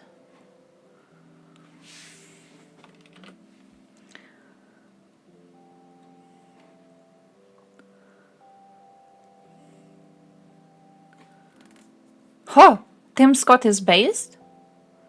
Tim Scott is based? I know Nikki is good on Ukraine, right? Is Nikki the one good on Ukraine? I think Nikki is the one good on Ukraine. Vivek is the dumbass one. I don't care what sort of excuses people use not to vote for him. It's good that no one's gonna be voting for him. By degrading the Russian military, we actually keep our homeland safer, we keep our troops at home, and we all understand Article 5 of NATO. We have to level with the American people. I thought you said something about waiting until your turn to talk. So, hold on. So at the end of the day, I'm going to finish my... I'll be happy to debate with this. I'll look forward to this one right now. So at the end of the day, when you think about the fact that if you want to keep American troops at home, an attack on NATO territory would bring us and our troops in. By degrading the Russian military, we reduce, if not eliminate, an attack on NATO territory. That exchange. By degrading the Russian military. Okay, based. So Tim Scott, GG, and Nikki Haley, GG. Vivek is the one we're worried about. I'm pretty sure he's just like popular on Twitter though. He seems not to overestimate average USA voters, but he seems way too stupid for just... I'm guessing any demographics in USA. I don't know who you should be in USA to want to vote for that one specifically, you know what I mean? It's like... Yeah, how does he speak to you? He's just very dumb. You have other dumb people though. Why choose this dumb one? Choose someone else. I just don't know what's his purpose around.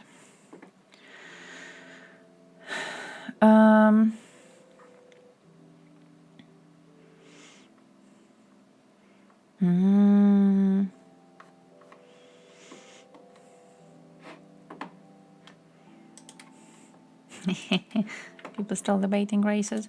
I'm just gonna go watch my neighbor. No! There's no way to de-escalate it without removing Russians. The way to stop this war is to get Russians out. The only way to avoid problems in the future is to defeat Russia and to make Russia know it is defeated. Nothing else. Just absolutely nothing else. Low effort talking point machine? Yeah, that's true.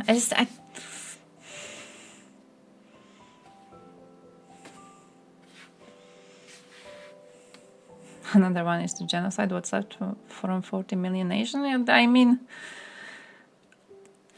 I would also, like if we talk about a way to end this, I believe if Russians get a chance to continue, I don't believe this is going to end. I believe they're going to continue. I believe they're going to go on, you know? It's like when people say, oh, our way to end this war is to, you know, start peace conversations. What do we do then? We sign another Minsk deal, we sign Minsk 3, Russia breaks Minsk 3 in like 2 days. What do we do then? Sign Minsk 4? And with every deal they have signed, they have attacked a new area. So what, do we just keep on signing deals until they take every part of Ukraine? And what do we do then? We sign more deals so they can go and take Moldova too? We just keep on signing, and with every signing we give them another meter. It's bullshit. If you are in any sort of a way worried about a future war, if you're in any way worried about World War III, if you're in any way worried about a nuclear war, you would be arguing for Russian invaders to get removed from Ukraine. That's that.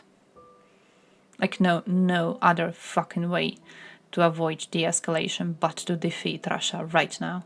Because they will continue to do the shit. They broke the Budapest Memorandum, they broke the Minsk deals, they ignored the Steinmeier after celebrating getting Zelensky to sign it. They don't give a shit. Approximately 6 feet. Bro, that too. Peace demonstrations. Didn't the pink morons have peace demonstrations? What's their name? That imbecile. Have you seen that idiot? Oh, what's her name? What's her stupid ass name? Medea? Medea? The one from Code Pink. Idiot. When Slovakia ended their elections, she voted that they finally chose a left-wing government and then deleted the post. Because she figured out that there was such a retarded take, it was way too much for Twitter itself. Absolute idiot. She held a peace, peace meeting, whatever the fuck it was, on peace in Ukraine. You want to know the number of Ukrainians she had at the event? Because the number of Ukrainians was 0. Like, maybe the fact not a single Ukrainian, the victim of this, wants to be involved with your bullshit should be telling enough. Just idiot. Dude, the fact you're not a politician doesn't mean you can have stupid-ass takes on this. Okay? Russia invaded Ukraine. Russia is using genocidal rhetoric to invade Ukraine and to have a reason to go and kill their people. Putin himself denied the existence of Ukrainian nation. His soldiers regularly deny the existence of Ukrainian nation. They claimed any person calling themselves Ukrainian is actually a person who has a mental illness. They claimed every person calling themselves Ukrainian is actually a Nazi. When they say denazification, they mean de-Ukrainization, and they have said so themselves. This is a genocide. You're not pro-peace. Pro-peace is condemning an invasion. Pro-peace is condemning a genocide attempt. You cannot be pro-peace and look at genocide ongoing and be like, hey guys, well, maybe we should negotiate. Like, would you negotiate with Nazis? Would you call negotiations with Nazis a peace deal? Because if you would be there signing the Munich betrayal. You would be right there starting World War II, which is exactly what peace deal advocates right now are doing with Putin. You're right here starting World War III. It's okay to support Nazis. It's okay to support victims of a genocide. Ukrainians are not Nazis. Ukraine is not a Nazi country. The same arguments used to paint Ukraine as a Nazi country are arguments I could use for literally every single country in existence. You will not find a single country existing who you cannot paint as Nazis using the same arguments used for Ukraine. Oh, they have some people who are attempting to get a spot in the government and they are being Nazis. Which other country doesn't? Does your own not? Come on. Not to mention the tiny amount of votes they got when they tried to get into the government of the same fucking country. They're nationalists having the part being Nazis? Every single European country. Show me one country which doesn't have that. Including fucking Russia. Ukraine is not a Nazi country. Now that's too, not even to mention like the Nazi fucking walks happening in other countries. It's ridiculous. We're holding Ukraine to such a high standard. It's like, oh, once a nation gets attacked and once a nation is under the threat of a genocide, they must be absolutely fucking perfect in order to deserve to be saved. We are holding them to a higher standard we hold ourselves. It is laughable. No other country existing is a country you are holding to this standard. It is just a country currently facing the threat of a genocide. Boniface was not in Azov. You fell for a lie. Boniface was not in Azov. That was debunked a while ago. Boniface was not in Azov. Yeah, Boniface was literally fake news. You fell for bullshit. When it comes to Canada, that was the mistake of Canadian Parliament, and the speaker who has brought attention to the man in the audience, he has resigned. This had nothing to do with Zelensky. This had nothing to do with Ukraine. Putting Zelensky in the same room with a man who fought for Nazis was a goddamn betrayal. Ukraine supporters were pissed off about this, rightfully pissed off about this. The Speaker of the Canadian Parliament resigned over this, as he should have resigned over this. You're creating this idea of Ukraine being a Nazi country based on nothing but apparent bullshit. He's from Florida. I remember there was this supposed journalist who made a Twitter thread in which he was attempting to prove Boniface was actually in Azov. And out of the entire thread, only one image was the one where she actually claimed, hey, this is him, member of Azov, taking a picture of a dead soldier. We showed this picture on stream. I don't know if you remember this. She's like, oh, here he took a selfie and there's a dead Russian behind him. And it was just like a photoshopped part of his face under the mask of a person who actually took the photo. That was the only photo where they actually had a photo of Boniface in Ukraine, and it wasn't even him. They took a part of his face, the tattoos, and they put it onto the face of a person who actually took the photo. The only piece of evidence they had was photoshopped. And then later it was proven that he was also arrested when he claimed to be in Azov. He had a whole court thing at the time. He had a bail or whatever. I don't remember that shit. But man was not in Ukraine at all. Man had nothing to do with Ukraine. Yeah, Boniface was not in Azov. And Azov itself is not a Nazi battalion in the first place. Speaker brought a guy from his riding. Yeah, that too. No, it was definitely a big problem, and I think the speaker should have resigned, absolutely. But like the fact that this is being used to bash Ukraine over when Ukraine had nothing to do with the event. People are literally pretending as if Zelensky personally like brought the guy on stage or something. Zelensky had nothing to do with this. Zelensky is a Jew. Like, for fuck's sake, in World War II, I'm pretty sure they would not be fighting on the same side. Oh yeah, the fact it wasn't intentional, I do agree with that. I do agree it wasn't intentional. But I think he deserved to resign, you know? I think he deserved to resign. I think there's mistakes which are acceptable to make. And I think this wasn't really one of them. Yeah. It's like maybe don't do last minute changes to your speeches like that. Just as a speaker. Oh, so he's still a politician. Zelensky started to exist in the 80s. Who was it? Hinkle who said that Bandera was alive until World War II?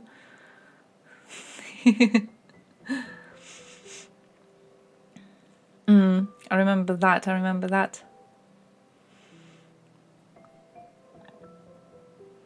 Football ultra fans like Azov came into play. Yeah, but like, of course they would. Any sort of ultra-nationalist organization in any country is going to have very extreme members. Dude, it's not... What you have to understand is there's a genocide attempt happening in Ukraine, and it's been going on for years. Like, I understand people are being angry over this. I understand people are being angry over the fact this has been going on, even if, you know, you were to only start to pay attention in 2022. It's a year and something that people are dying because of Russian genocidal imperialist invasion onto their land. We do have lots of Ukrainians around. I understand they're angry. It makes sense they're being pissed off.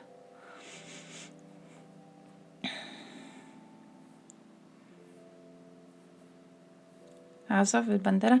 I'd say the Bandera thing, my dude. The Bandera thing, that is even weirder to me. Like, so much fucking attention is being brought to the man, and the fact that most of the attention is coming straight from fucking the fucking Russians in the first place, because Ukrainians apparently weren't even that into talking about the man previously. It's just weird.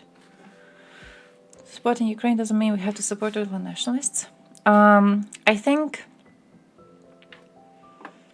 How to say it? Oh, what is this?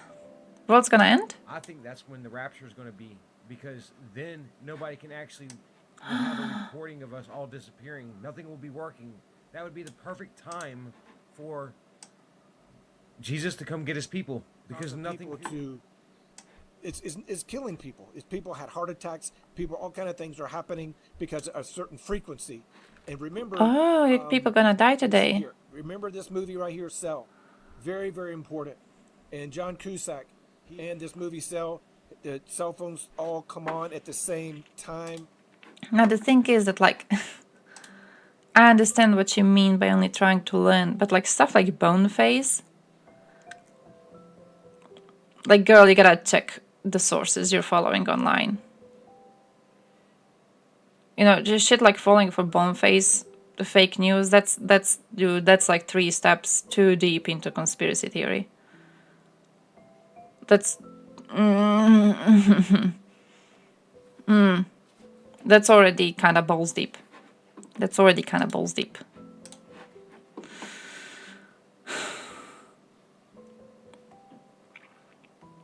But yeah, when it comes to ultranationalists, I think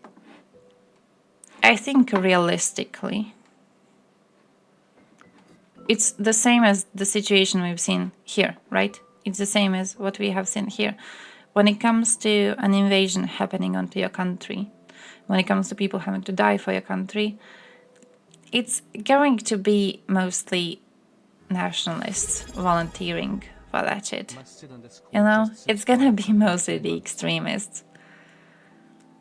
you're going to see mostly them. So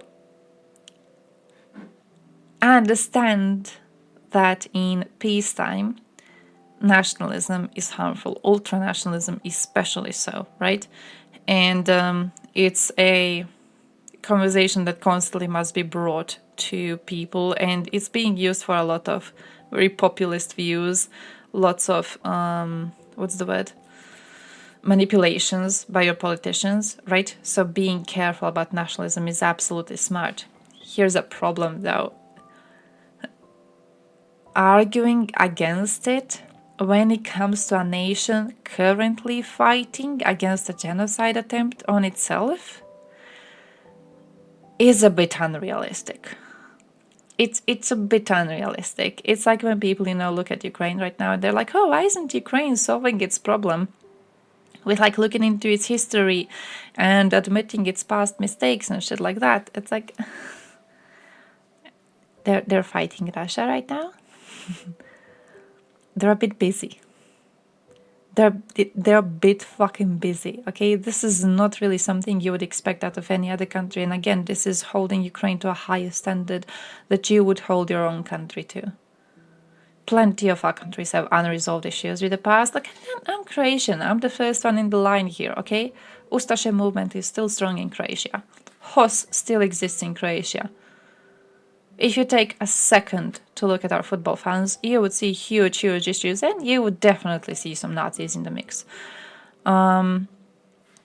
Expecting Croatia, though, to fight against this and to get better and to fix this already is quite messy, considering the fact that a lot of our defenders during the war, a lot of our war veterans, were directly connected to these right-wing organizations, these ultranationalists, right? So it's already like, you want us to get rid of HOS? They were on Croatian side, though. So it's, the conversation is already hard to have for plenty people. And then to try to have it in Ukraine, fighting right now? I don't know, it's just weirdly unrealistic to me. They're trying to survive. Having these types of expectations for them, expecting more of them than you expect out of your own fucking country is just... I don't know.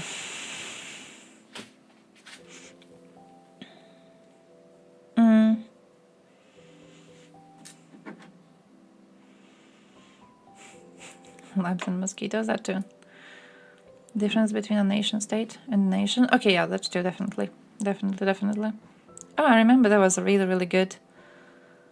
That was really good. What's the word? Debate. If you're interested in debates on this topic, Destiny had a debate with a person who believes in the concept of a nation state. Really good one, because he completely crumbled his entire idea. So a really good thing. I would definitely recommend it if you want to see a clown inside of every person who believes in the concept of a nation state. No fuckers. Oh, he made... Is that the crying one? Because he made the crying one and I'm kind of salty about it. Like, I'm already salty about that man's existence from his views on Russia video. And I saw he made something about Russian kids playing tournaments being punished because they weren't paid out the cash money because they won some tournament, gaming tournament bullshit. I saw the title and I was like... And I think I'm like straying further away from no fuckers every single day. But also, weirdly, I think he's being recruited by Navalny's. I think our man's going the Navalny route. I think he's trying to like set up a stage to go back to Russia when Navalny's get in power. It's weird how much of their rhetoric he's repeating. It used to be a bit softer before. At least I feel it was a bit softer before. German Foreign Minister? No.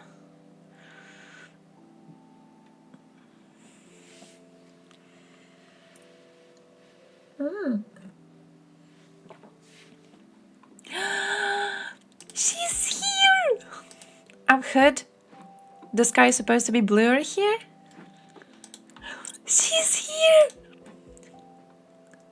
Oh, look at the Germans. Oh, look at the Germans! I'm going to... going to follow all the Germans. I'm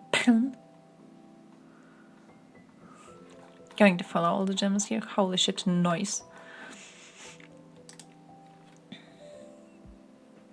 Can't fix it past, at least because people in Ukraine don't know it's past. 90% of people here think Bandera is a throwback from Futurama. To be fair, I don't think there's a way to fix the past in the first place, but there's definitely a way to fix the there's definitely a way to fix your relationship to the past, right? So there's definitely a way to be like, hey guys, we got some stuff named after Bandera, maybe we should switch it. Yeah, maybe we shouldn't. Maybe we really shouldn't. Like how we had lots of shit named after Pavelic, you know, and then we were like, maybe we shouldn't. Like we know what he was trying to do, we know what he was attempting. Maybe not. And you know, I'm kind of just hoping that Ukraine is gonna do the same thing after some time passes, you know. But it's hard to do it now because the current fight for existence is seen as a continuation of Ukraine's historical fight for existence. And it's very hard then to look into one chapter of Ukraine's fight for existence and to delete it. It's a task that, you know, it's just fucking unrealistic. They're not going to do that now. No country would be able to do that now. No country would be able to fight against an attempted genocide while at the same time looking into nationalism of itself and trying to fix it. It's just incredibly hard. The expectations seem way too high. Crying about sanctions. But he made a good point about how Russian Z oligarchs are living happily in the West. Oh, that's like one actual point of Navalny team that I agree with, which just pushes me further into thinking, no fuckers is Navalny team member. He's one of them. But yeah, that is one half a point actually. Half a point I agree with them on, because the entire point is you shouldn't sanction Russian civilians, you should instead sanction Russian oligarchs more. I believe they all should be sanctioned. Proportionally, maybe, but like all of them should be sanctioned. I'm not okay with Navalny team's idea of removing sanctions on Russians. I think they should be sanctioned, and I think their cars definitely shouldn't be allowed in our countries. By the way, talking about that, cars with Russian license plates are not allowed in Croatia anymore, so fucking based. But yeah, I agree that we are allowing certain Russian oligarchs way too much power over here in Europe still. The price for being dumb was Egigisto.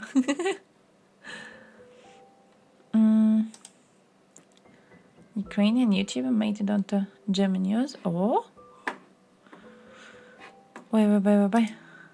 Let me see this one. Russian national anthem was played very loudly in the middle of Sunday. The police are considering whether to start proceedings. By the way, did you know they switched to the old USSR anthem only in 2000? They had their own anthem for a while. I thought they just had the old one. I thought they had the same one all the time. They didn't. What is this?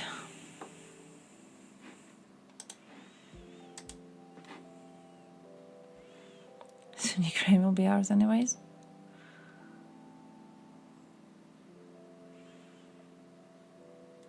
No, apparently they had one.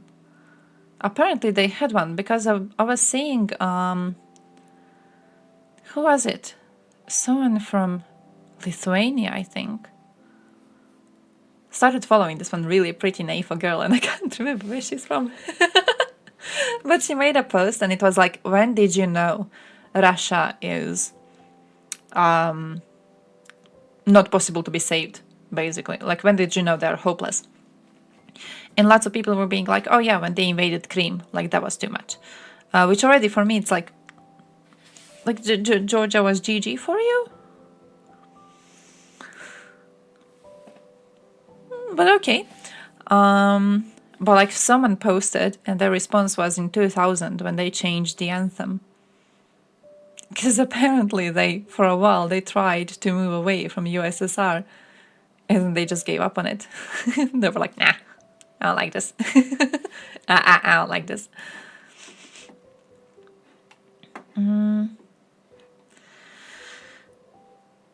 The fuckers acting like the sanctions on good Russians will make them angry at the Western prosy. Like, if you're so easily swayed to be pro-fascist, you weren't good in the first place. That too. It's also a common argument to escape sanctions, and I'm quite angry about that. I feel the argument itself takes away from the responsibility, the collective responsibility of a nation for the government. I don't think there is a way for a nation to escape responsibility. I don't think there should be a way for a nation to escape responsibility. I believe every single one of them should be sanctioned for shit that they are allowing. In the same way I would sanction fucking Hungary itself with removing their European Union funds for the shit that they are allowing in the government. Absolutely. But it feels to me like the Navalny team's entire situation of like, don't sanction Russian civilians, just sanction Russian oligarchs. It feels like there's a way to just remove the current regime while not actually doing anything to change Russia. Right? Like, it feels like that's that. It feels like that's that. Impossible to sanction oligarchs without the people below them also suffering. Yeah, I feel like what they want is just like specifically to sanction like individual oligarchs. That's what it feels like to me. It's like you want them to specifically, for example, sanction Putin only and specifically, right? So only Putin, only like his businesses, his everything that he has outside of Russia, you want to sanction all of that. To me, that feels like a way to argue there should be a change in the regime, but it feels like you are avoiding the problem of the regime being a product of Russian society. So you're going to sanction everyone in the regime goes down, it is replaced by, surprise, another regime. It's going to be like when USSR switched to the Russian Federation, same shit, different packaging. As long as the people are complicit, as long as the people themselves are imperialists, they're not going to have a leader who isn't. And until you sanction all of them to make them think about it a little bit, so you're not doing anything really. You're just, switching out the Tsar in power. No.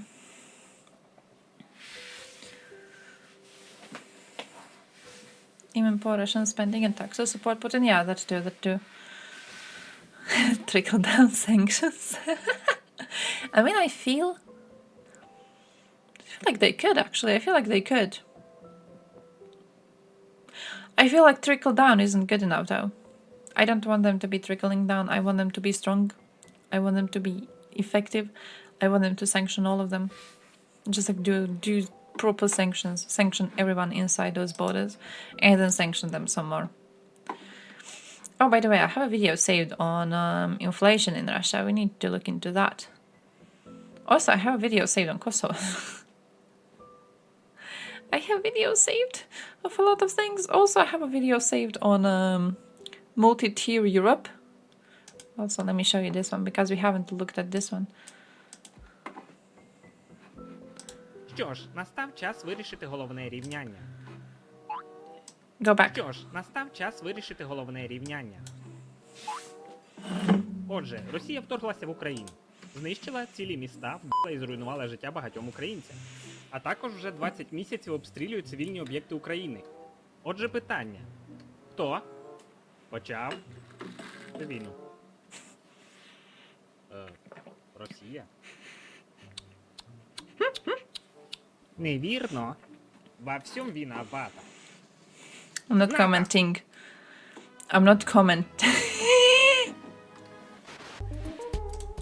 not going to comment on that politically illiterate chat. Brother was such a stupid fucking fight though. You should have seen it. You should have seen it. Oh my man, I think I was never that entertained. Like my whole week was depression. And then I opened the app for like following the chats for the first time. And I'm like, let me see what trash I have missed. And there's two idiots fighting. You know how dumb it was? You know how fucking dumb it was? And it started because Zach was like, oh, Skadefron is a grifter, which he is, by the way. But then Skada was like, I'm not a grifter. I'm actually saying opinions. They're not popular in Europe at all. So how can you call me a grifter? You're a Ukraine supporter. Why are you going around supporting Ukraine? And then Zach goes, no, I'm not supporting any of these bourgeoisie states. And then they fight over whether... How was it? At one point, Zach writes to Skada that he doesn't even know the definition of what a state is. And he asks for him to be banned from the stream by calling him a fascist. And then, of course, it was all in Airwave stream. Why the fuck would Airwaves ban fascist? He sucks them off. So it's like seeing all clowns at the same place and they can't coexist. The weirdest goddamn situation. Yeah, just very entertaining, very entertaining. Like a bunch of clowns having rabies or something. It was really cool, it was really cool. Rational Meltdown? I have no idea who that is. Skada was very quiet and not well spoken. Then a few days later, he debates a 16-year-old American. Oh shit. Why? Suddenly he was very confident and proud of his opinions. A grown-ass man. Duo of a Bosnian and a Serb? Really? Never heard of them. Nice. Fuck, I need to save that. I need to find them. That sounds entertaining. Are they good on Ukraine? It's how I determine who I'm gonna watch and not. I'm just like, what's their opinion on Ukraine? Is their opinion on Ukraine good? It is, then good. Is it not? Then no. I've been to way too many weird ass channels, my dude. I've been to way too many weird ass channels. Vlad.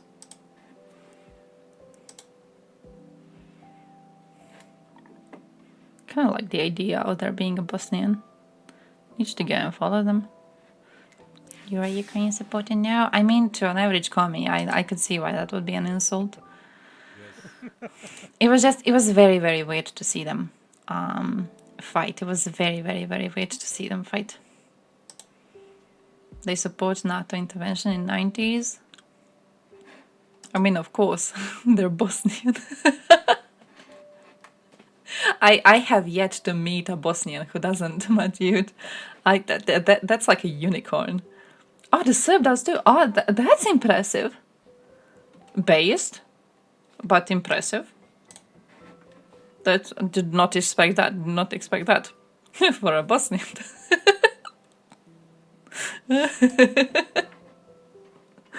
If I meet a Bosnian who doesn't support NATO intervention, my dude, I'm bringing him on this channel. He can be like the fourth clown in the circus. Going to introduce him to our dear friends. He's going to love them. He was always convinced. Oh shit, I need to look into that. Thank you very much for telling me about them. I've never heard of that channel before. Fakes. Maybe it's actually a proper Serb and fair. And all of the other Serbs are fake. Have you ever thought about that? Have you ever thought about that? Fuck, I wanted to cut out the shark part of this. I want to cut out the shark part of this to remind Russians that sharks don't like them. But neither do trains, apparently. So I guess maybe they're just not being very well liked. Maybe that's just what happens to you when you invade another country. Maybe that's kind of what you deserve. Let me...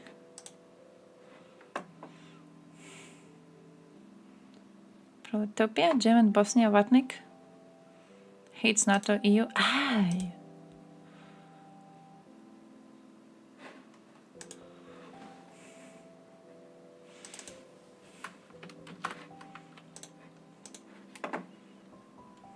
Wait, do they also stream?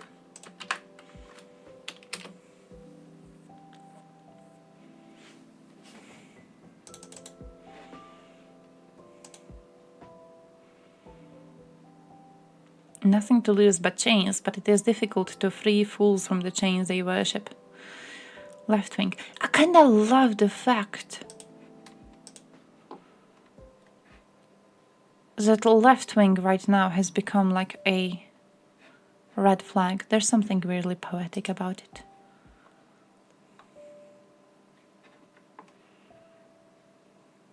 Oh, I remember being to this one previously. I remember reading this about it being like a documentary thing. And I was like, I'm gonna need to check them out later, and then I never did it. Just genuinely never did it. Would love to, holy shit, I would love to see that based Balkan duos debate with Skada though. I feel like that would be amazing to watch. Is finally coming down after months of economically painful interest rate hikes. That's not what's happening in Russia, however, where inflation has actually been rising since April. Since then, it's not high enough. Rate has gone from literally one of the lowest in the world to significantly higher than both the Eurozone and the US. And the most recent data suggests that it's only going to keep rising. This presents a macroeconomic risk for the Kremlin, which wants to spend lots of money to fund the war in Ukraine and keep Russians happy ahead of the presidential elections in March. So in this video, we're going to have a look at Russia's... Not gonna lie, that was a necessary introduction. Keep Russians happy before the elections in March. Bro, just show them like few hospitals being bombed. Come on. Inflation problem. What it means for Putin. I think they care about the inflation rate. An average Russian doesn't know what inflation rate is.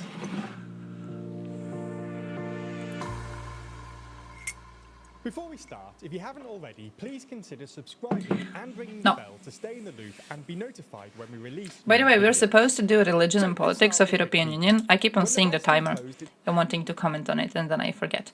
We're supposed to do religion and politics because I wanted to... Here's my plan, okay? Here's a plan. There's a video existing in Discord which seems really, really fun, and it's on the history of Vatican. Being Vatican. Now, what I wanted to do was I wanted to show that video on stream, but then I was like, I could just go and look into religion in European Union overall, so I could be able to watch this video. But the reason why I want to look into the European Union overall as a reason to watch this video instead of just like watching it is because I want to have a wider conversation about religion and politics. So a week after that, I could force you people to have a wider conversation about sex. Because another video that I have saved in Discord that I also really, really want to watch on stream is the one that is on sex in USSR. And I feel like it would be great to like do research on policies relating to like sexual freedom and sex education and stuff like that inside European Union. I really, really want you to like know what the situation is like in your own country. So we're basically learning about Vatican. Possibly next week. We were supposed to do it the week before, but then, you know, my family started crumbling. So we're gonna do it next week, and then the week later we're gonna do the sex conversation, okay? That's basically the plan. And then after that, I have seen a video recommended to me. I don't know if it's good, but there was a video recommended to me which was on like teenage rebellion in USSR.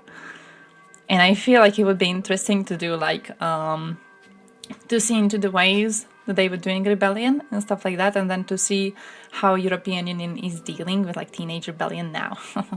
What conversation? I want you to know what sex policies exist in your country. Like, do you have proper sex education?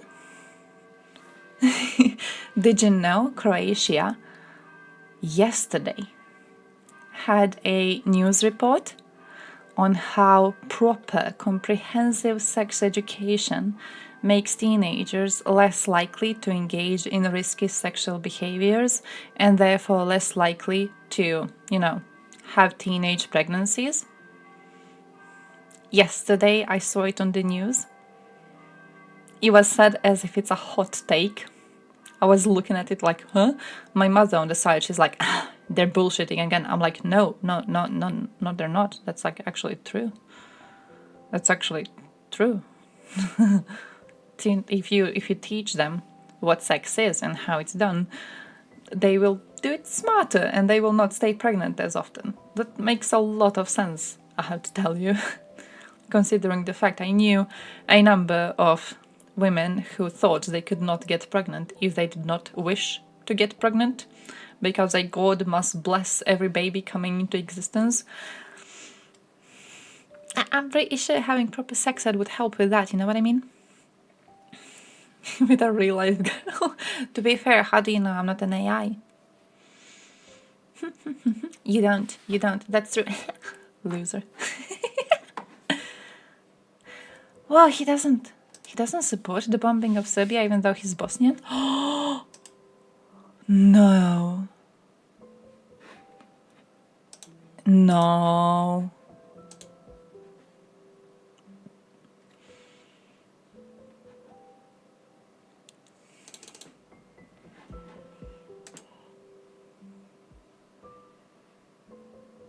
Does this idiot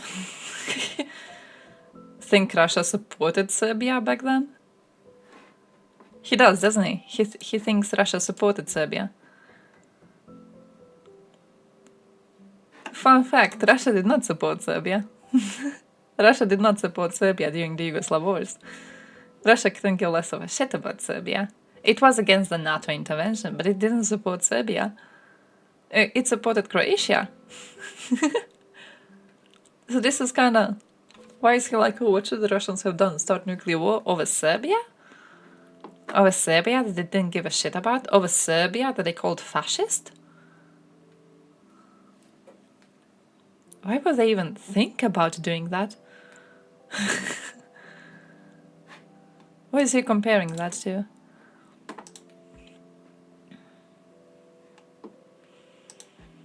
Oh, his name is Erwin. If Ukraine falls, Putin will attack the next European country. We are in the middle of it. That also makes no sense. Is he saying that like when NATO bombed Serbia, NATO would have continued to bomb other countries to reach Russia? So Russia would have a reason to respond? That's also stupid. If Ukraine falls, Russia itself said it will continue moving forward. Russia itself said it is fighting the West, it's not fighting Ukraine. NATO never said, oh yeah, when I'm done with Serbia, I'm going to continue. Nor would it have a reason to. He's making no sense. Well, because they're most supportive of Ukraine? Damn. Oh, even better. Nice. Pro-Russians love hating on the Greens. That's... like choosing the easiest enemy, I guess. Support Serbia, Armenia, all of them. I mean, in the same way that they supported Armenia, they actually did support Serbia. In a way that they did nothing. They did absolutely nothing. For a while, when there were conversations of NATO attack on Belgrade, Russia was like, I don't know how I feel about this. Maybe we shouldn't. And then there was that. Like, that was that. That was the whole thing. Its unprecedented sanctions regime on Russia in the immediate aftermath of the invasion, many analysts expected the Russian economy to collapse, or at least for Russia to experience unbearably high levels of inflation. The thinking was that sanctions and their impact on the ruble would make imports either impossible or way more expensive, pushing up costs across the board. Unfortunately for the West, despite a wobble in March when the ruble collapsed to an all-time low of 140 to the dollar, the Russian economy has actually held up relatively well, experiencing a relatively mild... First time he said war, really? in 2022. And it's some bullshit. Official statistics. While inflation did you used the word finally. Nearly 20% in April 2022, A year later, it was down to about 2%, well below the Russian central bank's target of 4%, and anywhere in Europe. Even if you take Russia's official statistics with the appropriate pinch of salt, and it's worth saying that both Russian households and companies reliably report inflation rates about double that of Russia's statistical agency, it's clear that the West's sanctions didn't have quite as dramatic an inflationary effect as intended. This was largely due to a combination of record oil and gas sales, interventionist capital controls, and rapid interest rate hikes, which all helped quickly bring the ruble back down to its pre-war level of 70 rubles per dollar, and then a 5-year high of about 57 rubles per dollar in early July. However, in the past few months, inflation has started rising, and the Russian central bank has proved unable to stop it. I didn't even look at it. For the past few months, inflation came in at 5.2%. I'm trying to figure out economy. And last week, But the I'm very Russian dumb. Ministry of Economic Development released data suggesting that it was now at nearly 6%. This might not sound that bad, but it's worth remembering that inflation was pretty high last year, coming in at 15% in August 2022, which means that prices in Russia have risen by more than 20% in just the past 2 years, despite rising oil prices and really quite high interest rates. For context, oil is currently selling for about $90 per barrel, up from about $70 per barrel in June. And Russia's central bank 30? raised its base rate to 13% last month, way higher than either the European Central Bank or the Federal Reserve. High oil prices and the high Protect from interest party rates members? should What? both bring down inflation by reducing borrowing and increasing the I demand think for it's the even ruble, weirder to use the which greens should as in like turn the make the ruble scapegoat. stronger and therefore make imports cheaper. Well, cement was Unfortunately for the based. Kremlin, this hasn't happened. So what's going on? Why is He inflation can't rising hear half the just bullshit from fallen the a few greens months ago? anymore. Well, as we see it, there were at least 3 possible reasons. Maybe that was a blessing. The first is the decline of the ruble. As we've covered in previous videos, the ruble has been sliding against the dollar for the past few months and is currently trading at about 100 rubles per dollar. This is largely because of the efficacy of the central bank's capital controls have started Cutting to off your wane, hand to stop an i.e. infection. businessmen are It would finding work, ways wouldn't of it? getting their rubles out of the country, and the central bank began For a loosening while. monetary policy later last year.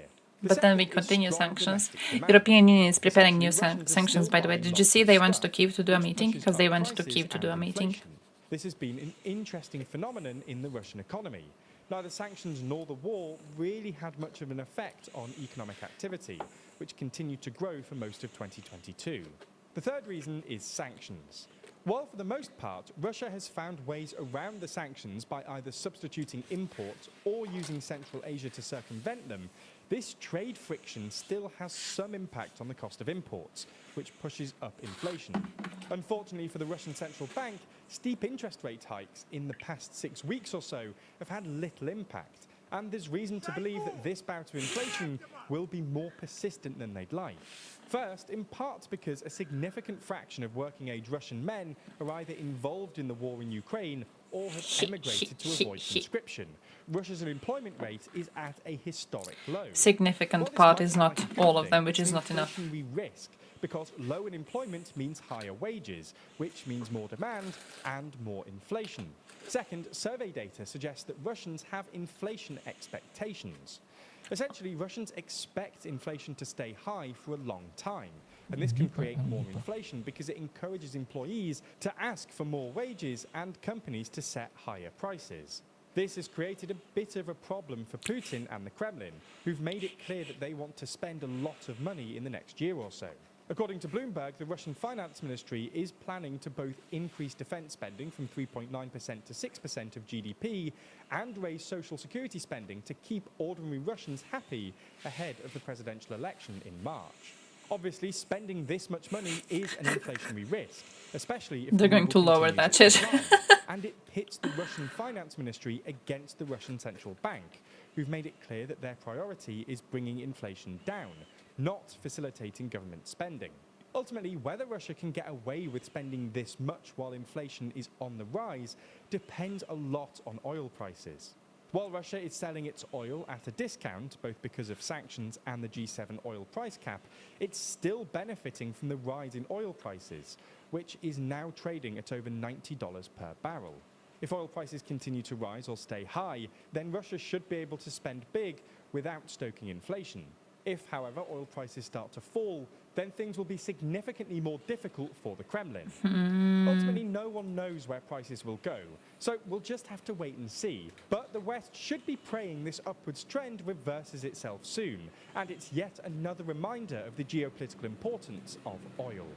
That's all we have time for today, but if Makes you're sense, kind of makes person who sense, makes wants to sense. dive deeper into the more technical and Shut up. But makes sense, makes sense. War efforts for a few more years. I do think Ukrainian recent attacks have been very, very strong in that regard, and I think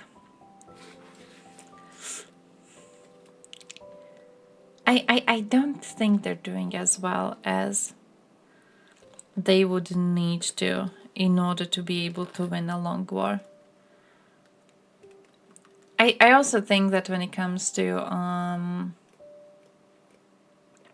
sorry, I had a point and then I saw nationalist talking points and I was like, nice, nationalists. Oh yeah, I think they're mobilizing a lot of people again to talk about the peace deals, and you see that whenever they are worried. Whenever Russia gets into a situation where it's like, oh shit guys, our Black Sea Fleet is basically unusable. They try to do a thing with encouraging more of their useless idiots to talk about peace deals. And they did that very, very recently. They're doing it now with Code Pink. They're trying to push more of these conversations to happen so more people will get accustomed to the idea of a peace deal. Never get accustomed to the idea of a peace deal. Like, never fucking get accustomed to the idea. It is not a normal idea. After every single peace deal has been broken by Russia, it is unacceptable to ask for another one. But they're trying to normalize the discussion about it in media and in politics in order to like make you think it's a normal suggestion to make. And because more people are thinking it's a normal suggestion to make, more people are going to be arguing for that instead of arguing for sending more weapons. And then what you have is a situation where Ukraine is forced into another peace deal. They sign the deal and Russia breaks it and takes another chunk of Ukraine again.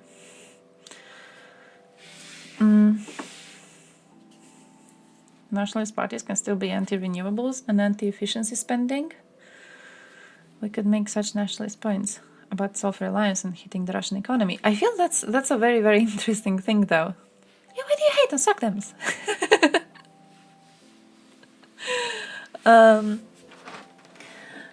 Only thing was the Russians is those dang SOCDEMs. Fair. I feel there's something interesting when you notice how many of these points could be like brought up into both sides of politics. It was Vlad Vexler who actually made me think about this when he wrote that soon we might be seeing a rise of right-wing fighters against climate change, like actually fighting for a way to avoid the consequences of climate change, because they are going to become too visible. The climate change dangers are going to become too visible, too strong. You will not be able to avoid the fact it's happening anymore. And then what they're going to do is they're just going to jump to the side of like, hey, this is what we need to do to fight climate change. And they're going to try and figure out a way to make it a part of their right-wing politics. And I think it's interesting. It's like with the whole, situation with Russian invasion on Ukraine. You can present action as something that either side of politics should be arguing for, and especially when it comes to nationalists. Like it would be very, very easy to make a whole thing of like, hey, we are USA, we are the strongest fucking country in the world. Yes, we are the world police. Yes, these people do rely on us. They are our allies. This is our ally state. We want to keep our area of influence stronger. So we have a reason to go and get involved in this and to help Ukraine survive, right? In the same way, you can make a claim on the other side being like, hey, these people are, currently victims of a genocide attempt.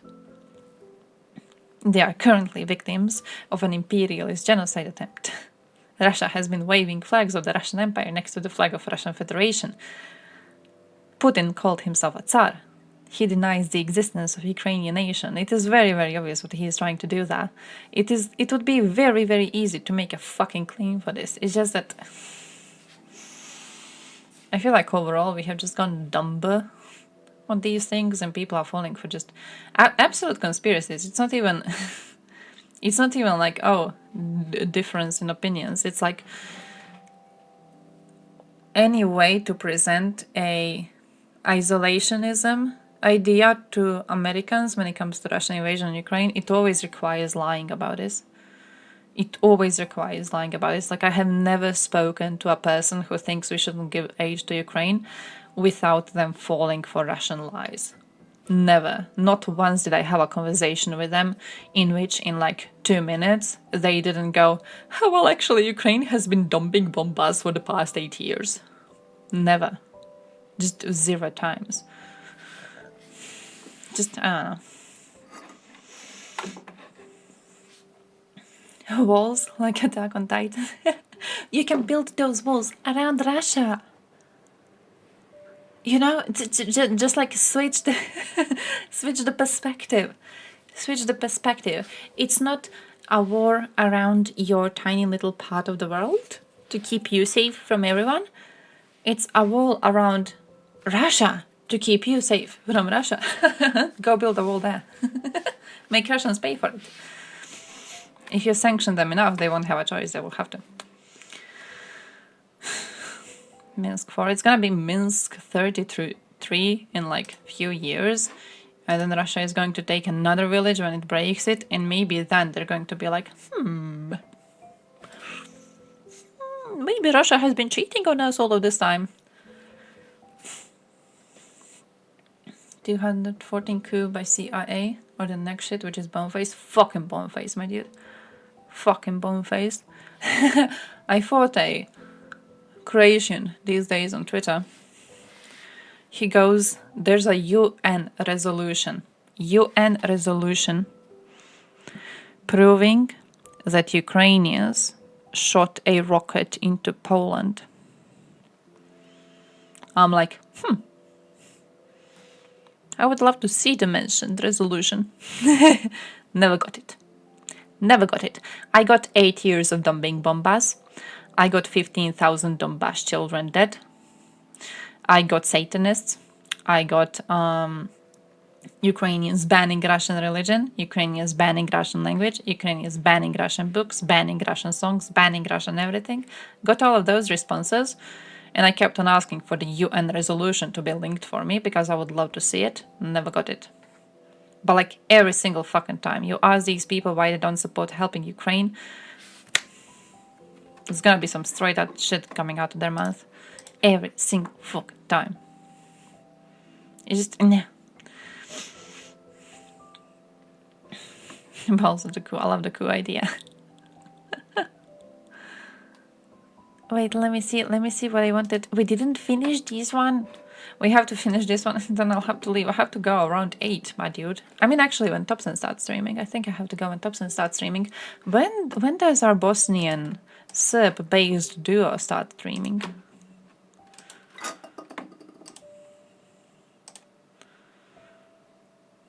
Let me see. 3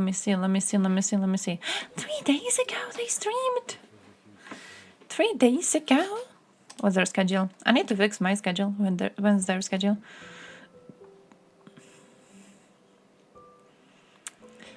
Oh, 10 p.m. Yeah, 10 p.m. my time. That's fine. That's fine. Every Sunday, weekdays, more hit and miss. Ah, makes sense. I want to see them because they're locals. I want to speak to some locals. I want to speak to some Bosnians. I want to speak to some Serbs who are very, very weird and supporting NATO intervention. I want to speak to them though. I wonder what they think about like Novak Djokovic.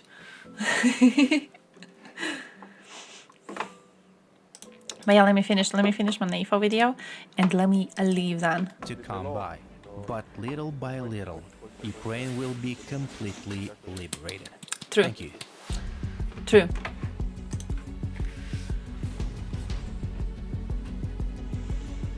Man.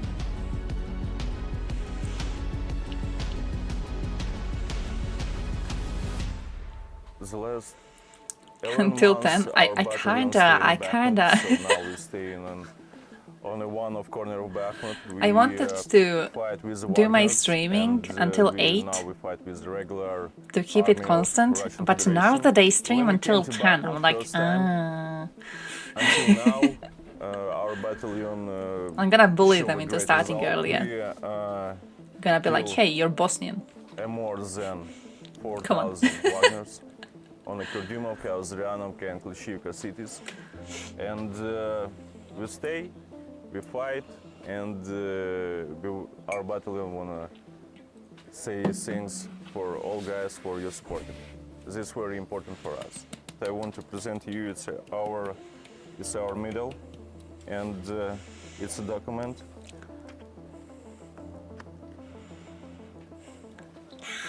Ministry of Defense, our battalion. Ragda. Дякую. Man. Huge thank you, guys. So, how dare you? you already edited my schedule, didn't you? So this guy I mean, was we really could helping maybe do Joseph like to find us long this car. streams.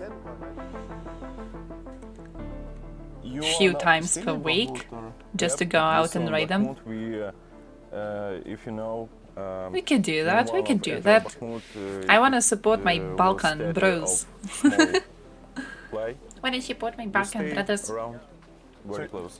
I need one of you to start streaming at 8 so you can stream until 10 so we can go raid them. One of you start being a streamer. Come on. Come on, we can do debates together. Come on, come on, come on. Let me debate you. It was very different because I'm gonna fight you.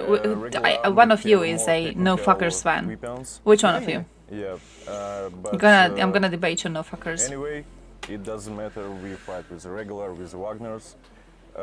Wagners have more peoples. They don't I kinda control, like how my memory is so shit, I their don't even peoples, remember.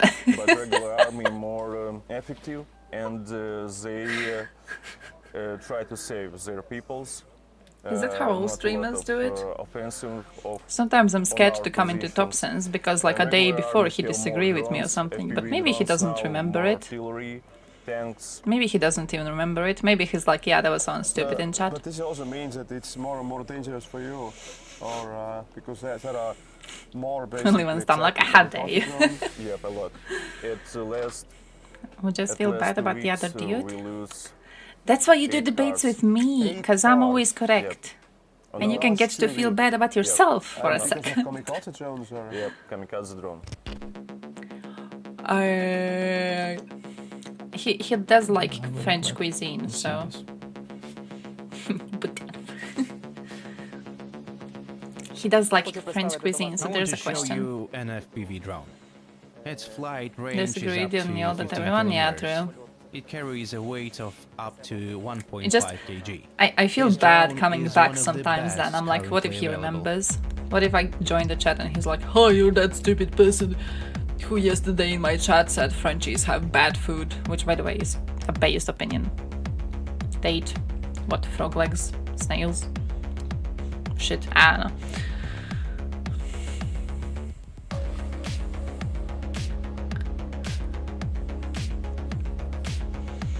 He should be nice to me, though. I The FPV supported drone him that one differs time he from was the fighting usual chat drone by about having some no stabilization police and shit. flying without satellites. It is a very effective weapon. It costs $600 I'm gonna and blackmail can him with destroy a it. tank for several $1 million. Bro. Look at this!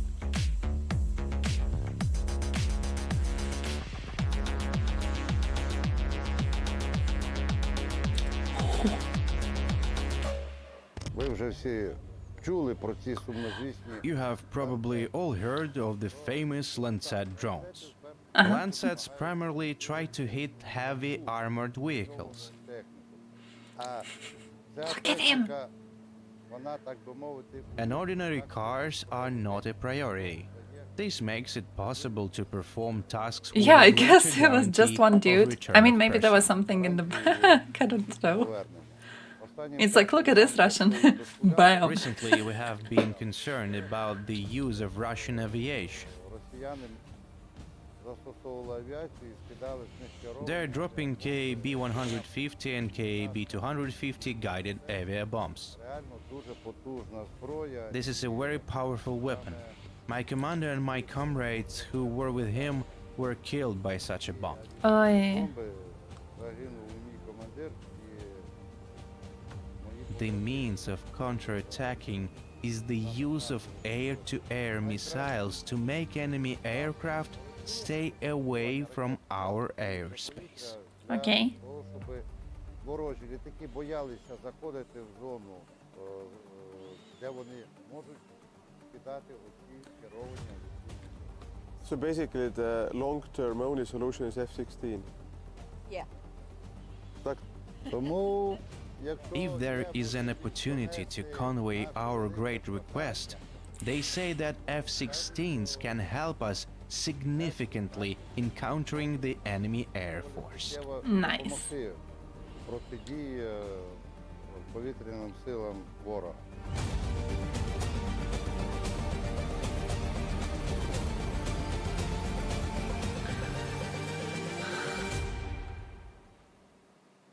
Дуже дякую, що Thank you for your work and helping the world every day to make this place better, for Estonia and other countries to have a normal life, so that our children do not go through this war. Thank you. Це всім вам Thank you all. Only through joint efforts we will overcome this,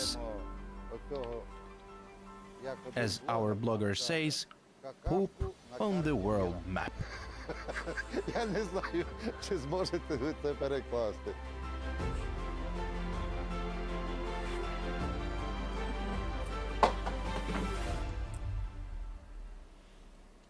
what has changed from the beginning of the war and now? Is Russia has better like equipment, better soldiers, or what you see is how enemy is changing? There are fewer of them. Спочатку я думаю, що At first, I thought it was not very good planning. That's putting it mildly. And now everything has changed a bit because we use artillery more. Yeah, A lot air has defense changed. working. The war has united all Ukrainians. Russian air but defense I would working. not want the war to continue. On his way down, army has he become decided to better take out the S-300. No, I haven't seen that part of the story. Even better. Что изменилось на врага? And what has changed for the He was on our enemy side. during this time? Has They both were on everything our remained side. the same? Nice. Thanks to Western Nice. precision weapons, the enemy is gradually losing ground. They still have supplies, but Wait, not is for that long. why Arthur's video, the one before today, he made a new one, we didn't get to watch it Because yet. there are fewer of them. Maybe we still can. But in the title of the video, he said that a Russian artillery shells because they are a plane constantly fighter using defected. guided and unguided bombs. Is They that why? don't Because he spare shot them. the S-300? They're hitting attack aircraft and strongholds with them, which is impractical. FPV drones and KABs are their last resort. These attacks are massive and cheap for them. If I get it right, a lot of new soldiers have arrived in Liman, and has become very difficult there. Do they attack every day? They send new meat every day. New people arrive all the time. But you can't call them people because of what they do. As long as there is help from people, we are holding on, and will continue to do so. Donate These more. three kind men from England brought this vehicle.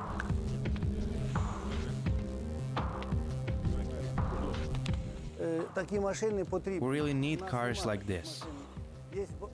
We have only Soviet UAZ Loaf cars, and the jeeps are almost all from volunteers. So thank you so much for everyone who watches the Johnny FD YouTube channel for donating. Thank you for the Yeah, I saw Johnny's video in my recommended today, and I was like, Thank Who's you that? to Christoph and Olga for driving it all the way from Estonia. And thank So I'm you kinda to all happy of you to who see are watching him and now. supporting Ukraine. It's my big pleasure to hand this car over to the representative from the 80th Air Assault Brigade. Take care of it. Дякую. Дякую. Skipped too many leg days. Oi. Now that you've said it. Now that you've said it. My man is looking disproportionate.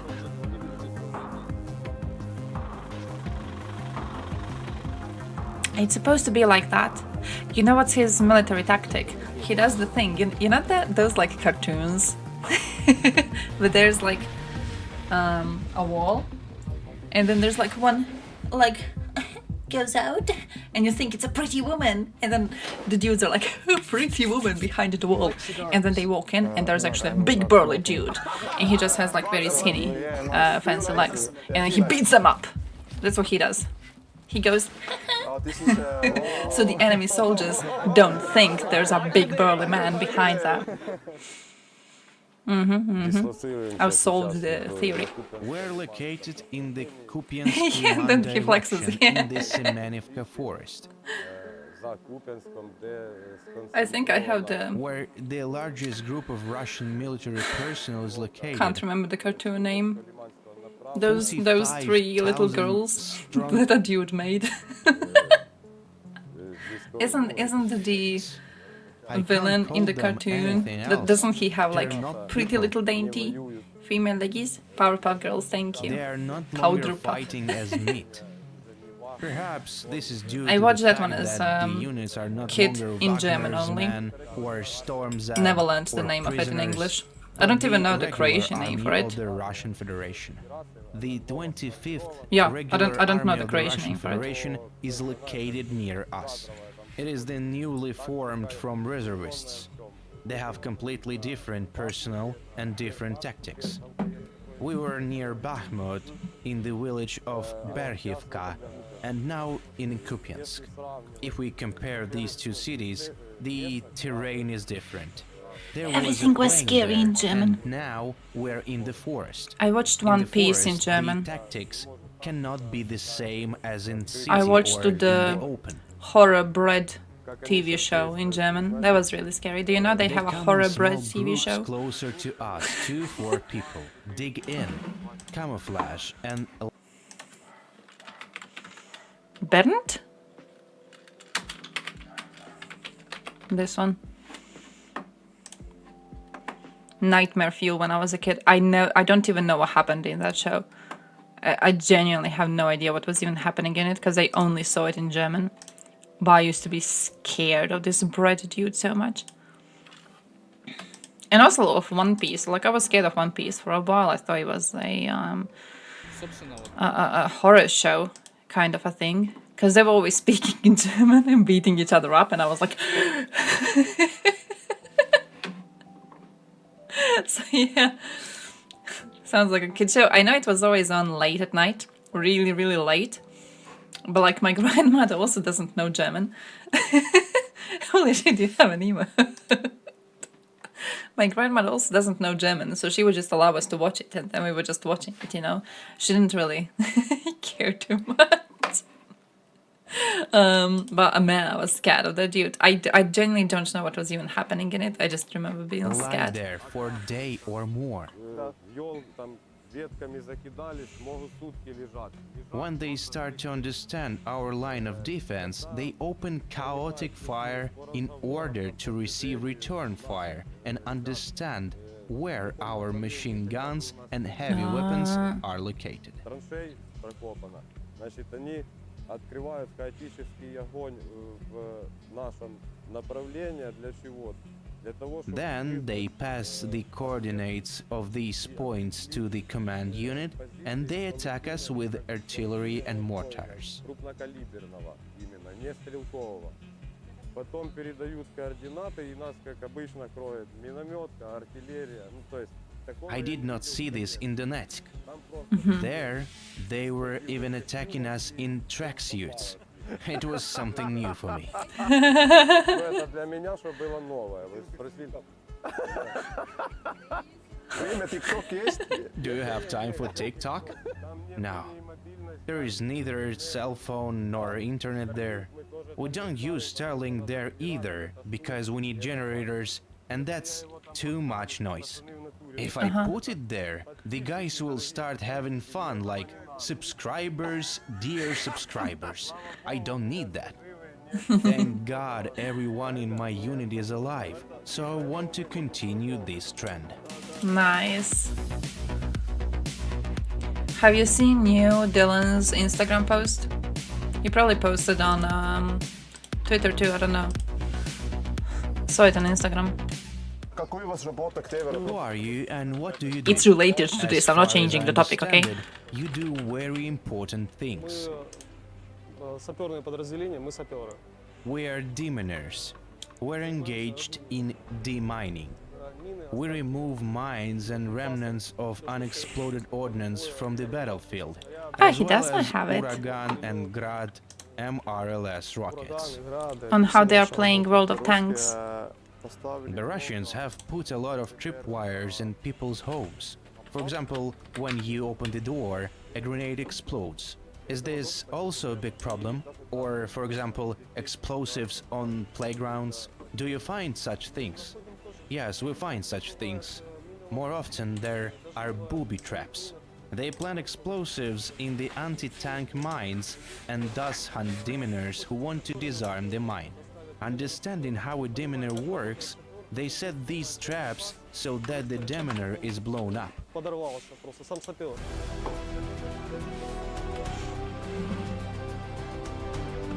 Man, God, I'm brave. 12,000.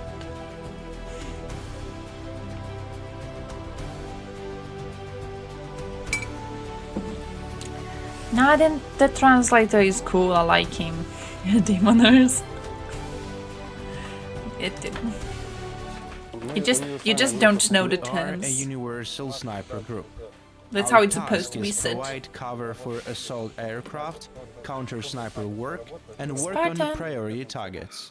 This is not a group of low-ranking soldiers, but an officer group. When we receive information that an enemy sniper is working, we go out as a counter-sniper group. Our Oh. task is to find the sniper, eliminate him, and allow the infantry to perform their tasks. Сколько время у вас как обычная миссия? Это как... How long does a typical mission last? At least 2 days. On the first day, we conduct reconnaissance. At this time, we find 3-4 positions to work from. Then we work with the unit commanders to understand which sectors we need to pay attention to. Then we set up decoys, dummies to understand where the enemy sniper is working from and calculate ballistics. То есть, примерно понять, в какое направление нужно смотреть. Is the dummy meant to find out where the enemy is? The principle of the sniper's work is that he works on hit. A simple pillow is used. Heating pads are put into it and they give off heat as a human silhouette. At a distance behind the glass or other obstacles, it is perceived as a person. An enemy sniper starts working on it. Our opponents are also coming up with something new. If you need to They pee, you also do that. work with traps and mannequins. It even went so far as to have Russian military personnel buy inflatable dolls from sex stores and pass them off as targets. There is a noticeable difference between working on a live target and a doll. It explodes like an inflatable balloon. In general, they work with the similar methods, and we also have to adapt to them. During the Second World War, a Finnish sniper killed almost 500 people. Был один снайпер из Финляндии, и он ликвидировал там почти 500. С кукушкой. Он сидел He was on a tower in the defense and killed 500 people. I think Arthur we is just a have guys prototype who of an eliminated Estonian. Much more people. All Estonians are Arthur. Wow. Некоторые шевроны, это те... These chevrons are our targets. We brought only a small part of them. We have Ahmad. Ahmad. Это у нас. Yes, that's the way to do it. These are the chevrons of people who came to us in peace, but at the same time want to kill and slaughter us very much. And these are some of those who did not make it to Kiev. Да. Ну, кто-то уже упал. They must have fallen on the way. This is a small part of those who fell. Have you been in Bro. Bakhmut? There are different people here. Both those who were near Kiev Please and do in step the on them. Zaporizhzhia I mean- direction. I didn't know that they were near Kiev. They were also near Kiev. Those who fight under the Russian Ministry of Defense still wear Wagner chevrons. Thank you so much for everything Oh, that you do. damn. And I have a few things that I'd like to hand out to you from my community. A couple American flags. This is an infrared American flag. Night vision. You'll be able to He see didn't that step and on see those. see the patterns really easily. And this is a special handmade item from a Native American community in Minnesota, specifically one of my viewers from my home state of Minnesota. I'll just read Nice. it. I hope this makes it to you before that you leave. I am Sue. I made this for the truck. Whoever would like to gift it over there, be safe. Part of my culture is to always remain humble. One way a beater does this, because this is made by somebody that's skilled in this, one way a beater does this is we make one mistake purposely because only our creator is perfect.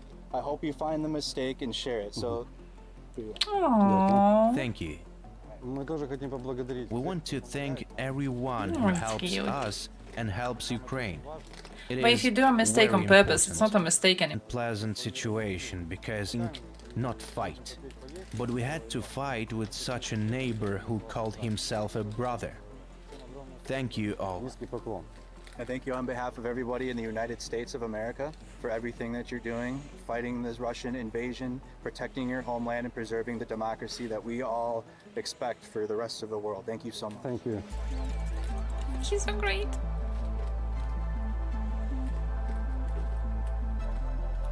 У нас є для вас презент, це наш.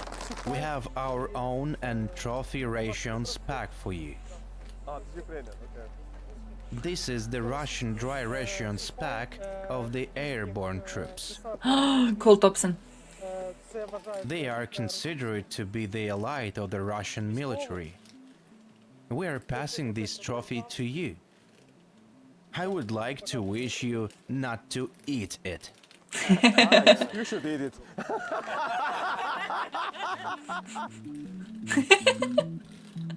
Я вважаю, що I believe that He was doing volunteers are the testing second front. of It these is rations very for a while. important. Thank you. I tried out the Slovenia one. The Slovenia one was really, really good.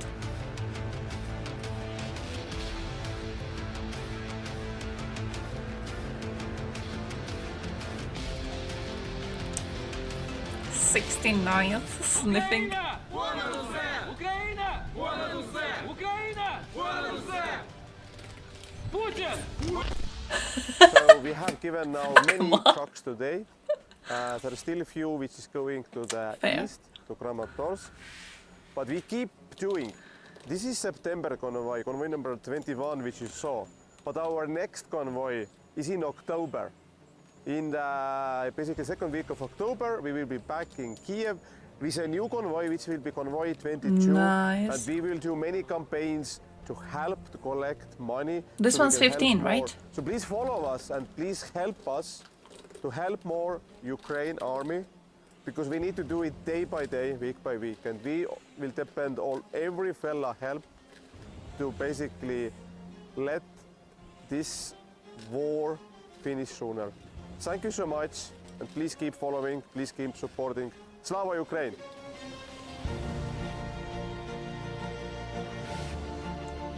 Beautiful, just beautiful.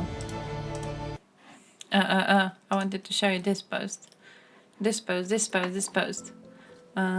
He says that all of these guys apparently use Starlink to play against each other in World of Tanks while waiting for orders on the ground. It just, I remembered that when he was like, oh yeah, we don't use TikTok. But yeah, I think it's 7:47. I do have to leave soon. I have to drive for my mother. I have to do some driving. We still have lots of family visits to do. We've been having some problems recently again. I mean, in the last few days, different from the issues we had previously. So, I'm probably gonna be shutting down the stream soonish after I click on this, because now I'm interested. Major speech on Ukraine and the need for continued US support.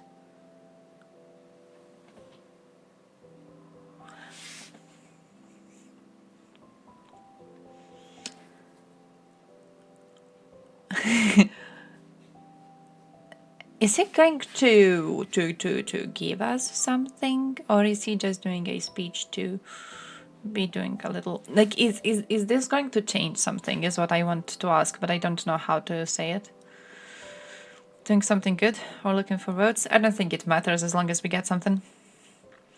Like, you want to get votes, old man? By all means, get all the votes. Just give us some F-16s. Get all the votes. I couldn't care less. But is it just going to be him being like, oh, we need to help Ukraine? Like, yeah, we do, but it's already been said. Is it going to create some changes? Is it going to give us some help we didn't have previously? Is it going to be like, this is my speech, guys. F-16s are coming. Goodbye. Because that would be kind of cool. That would be kind of cool. I would very much support that. Also, I don't know if there's any news when it comes to USA. I wasn't following anything the last week apart from some Twitter bullshit. I know something happened with Trump, and I know people were memeing his lawyers.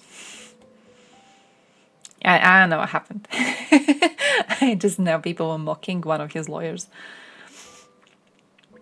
He's trying to reassure allies we will still support Ukraine, despite Republicans in the House trying to stop new aid. Oh, it's because people started doubting USA. Is that... Ah, okay. People started having doubts for USA loyalty to Ukraine. So now he's going to be like, no, guys, you should still believe in us and you should still believe in our help. Which, look, it just feels to me, if he really wants to make us, you know, feel reassured, he should just give all the aid to Ukraine he can to make this war end as soon as possible. I'm genuinely... I'm not even joking when I say it. I truly don't understand why he's not going just completely into this. Completely fucking into this. When you look at USA foreign policy, helping end this sooner can only fucking help. You look at USA interests, the best thing you can do for USA is end this. As soon as possible, end this. Why slow it down? What's the point of slowing it down? I did that now, no. It feels like he would have really, really good reasons to just go full in, and then he's not going full in.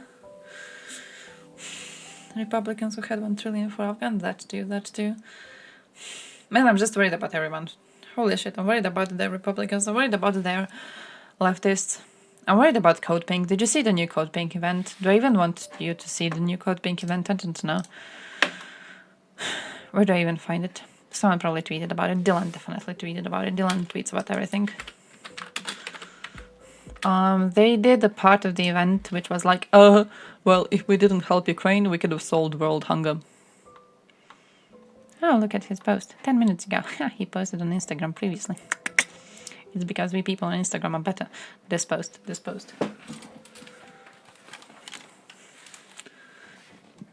I'm just worried about everyone. Around $130 billion of aid has been sent or approved for this proxy war in Ukraine. According to the Department of Housing and Urban Development, it would cost $20 billion to end homelessness in the United States. We could end homelessness 6 times over for the current price tag of this proxy war. According to the UN World Food Program, it would cost $40 billion to end world hunger. We could have ended world hunger 3 times over for the amount we've spent on this insanity. We could have given everyone in the world, the whole world, the food they need, and then thrown in some flapjacks and grits on top for the fuck of it. We could have done that and still had money left over. By the way, And first our military thing, is supposed to bring it goddamn pisses me off. They're doing this little thing. Hey, Alexa! They're doing this little thing where they're talking about Ukraine. In this jokey little way, it feels like a stand-up is being made directly on people's graves, and I'm fucking angry over it. But also, I just... There's something about thinking you give a shit about poor people in the world and then genuinely believing you can solve world hunger with cash money. There's just something about this. This isn't the first time people on this side of politics have been spreading the same lies, and it definitely isn't the last time they're going to be doing it. But to believe world hunger is an issue you would ever be able to solve by chunking money at it, they don't give a shit about poor people. This is like when people talk about USA bombing Syria, and they give a shit about Syria. They don't know what's going on in Syria. You mentioned the chemical attacks on civilians in Syria. They will make up 20 conspiracies about it. It's... Conservative Party. Oh, these are the leftists. Oh, these are the leftists. Code Pink are the leftists. Code Pink is, the fuck are they? Feminists, apparently. Feminists. That's what they are. People just don't wanna... No, you can't solve it with cash money. You can look into aid that we are giving to poor countries already. We haven't solved hunger in them. There's no way to solve this issue with cash money. You can't. There's nothing you could really be doing about it. There's bigger, like, changes in the system that you could be supporting and that we are supporting, and it's a process to fix them. But you couldn't today take few billion, chunk them into poor countries, fix hunger. It's not going to happen. They were using the same exact argument for, what was Notre Dame burning in France? I remember that because they were using the same exact argument, and I remember talking to this one person. She's Croatian, and she really wanted to get into politics for a while, and I hope she didn't. Never checked on her after. But she had this whole thing with like, oh yeah, we can help solve world hunger with the money we're giving to fix this church. And I remember being like, okay, what's your idea? Like, how do we do that? And whatever she had as the idea, like you can go and check if we tried to do that and also why it failed. So for example, the idea that you could solve thirst in parts of Africa by digging wells for people. Like you could pay someone to go and dig up wells. The problem with that is that we already tried it. The thing is, you also have to teach people how to keep these wells functioning and how to check if they are still proper and how to check if the water is still okay in them. And we haven't done that. And that is what happens when you prioritize monetary spending over just complete changes in the system. Complete changes in the infrastructure. You can't chunk money at it. We tried to chunk money at it by digging wells. We sent people, we made some wells. I believe it was specifically a church. The church, Vatican, that did it. They went there, they dug out some wells. What happened is the water got infected and people didn't know. So they got poisoned. They had no idea on how to check. They had no idea how to keep it proper because we didn't do anything to teach them. Because we were like, yeah, we're just gonna go there, dig some wells. Fucking GG. Amazing. All the times that we tried to like chunk some crops out and we just chunk them out wherever we want to.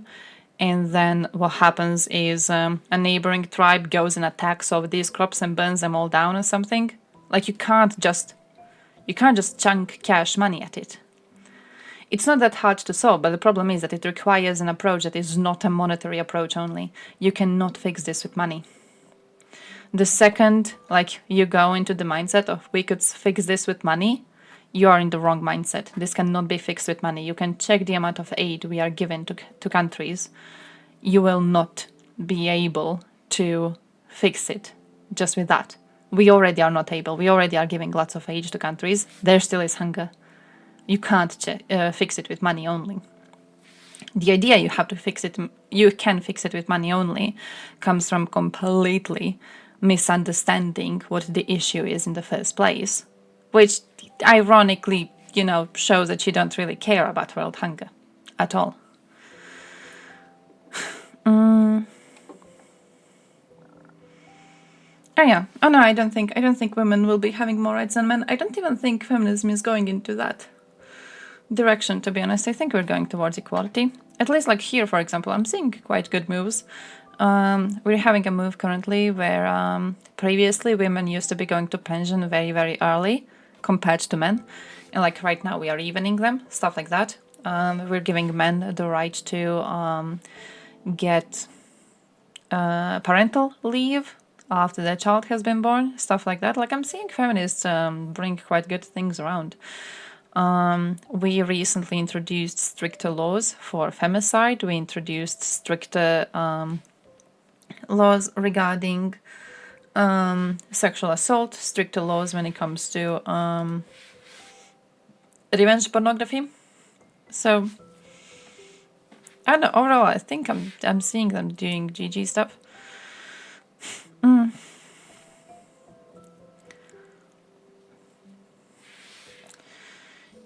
India accepts money from a lot of Western countries, and India has a space program.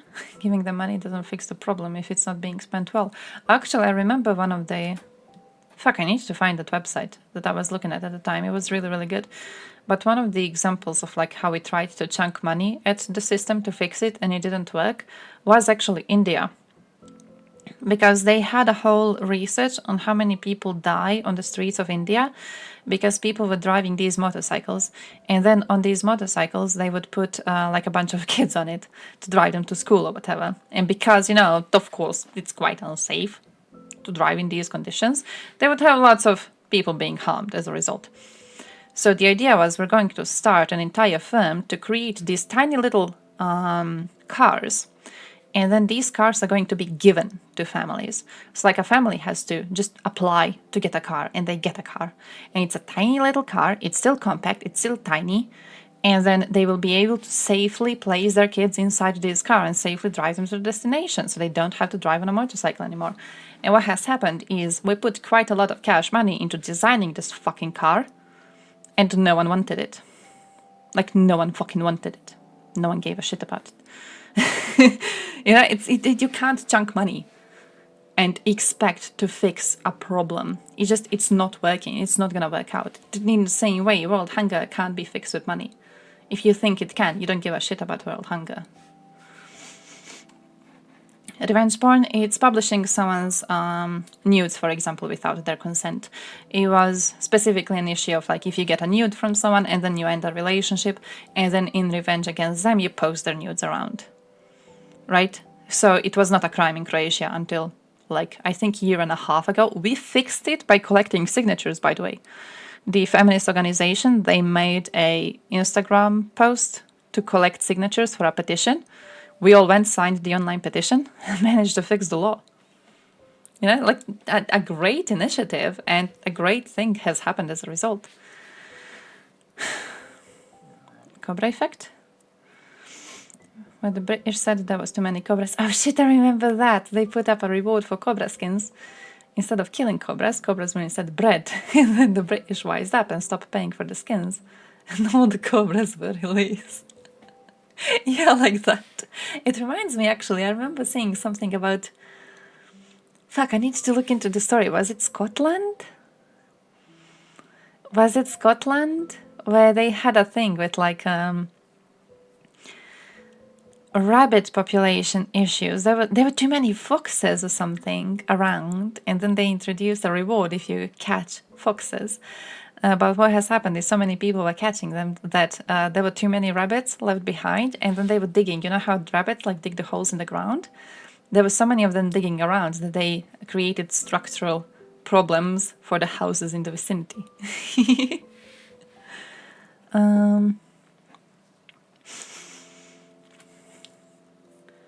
The whole predatory nature of pornography business is awful because it's mostly male driven. I could see that. I could see that. AI nudes of normal photos. Oh yeah, that's true. And then it's like, how do we control for this?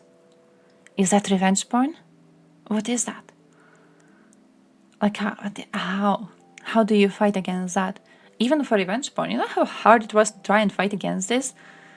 Because like we first needed to do a whole thing with reminding people that no, it is not morally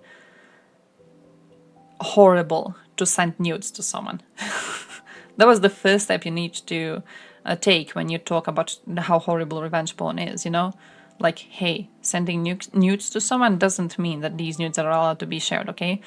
Big debates on this in the public space. People being like, no, if you send nudes to someone, you deserve them to have it shared around. So now with like AI, I don't even know what we're gonna do about that.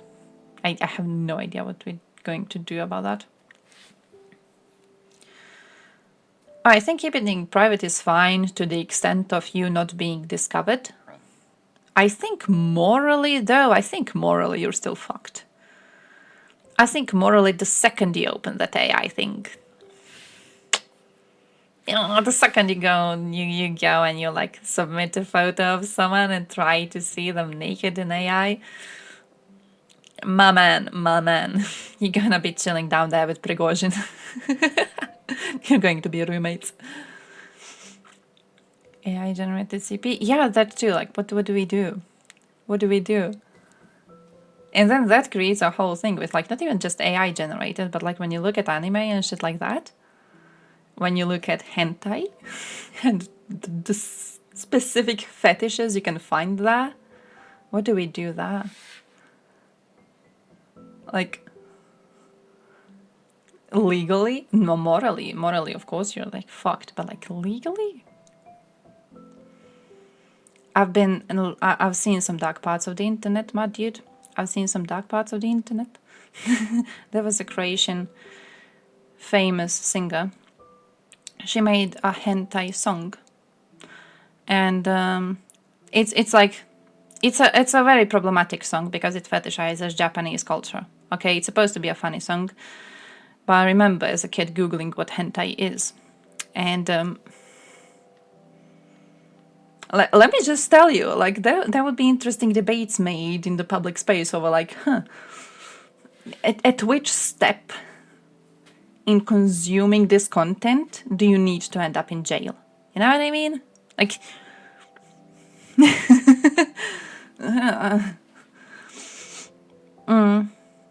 you could have Photoshop stuff 20 years ago. Yeah, but that too is like morally you're fucked.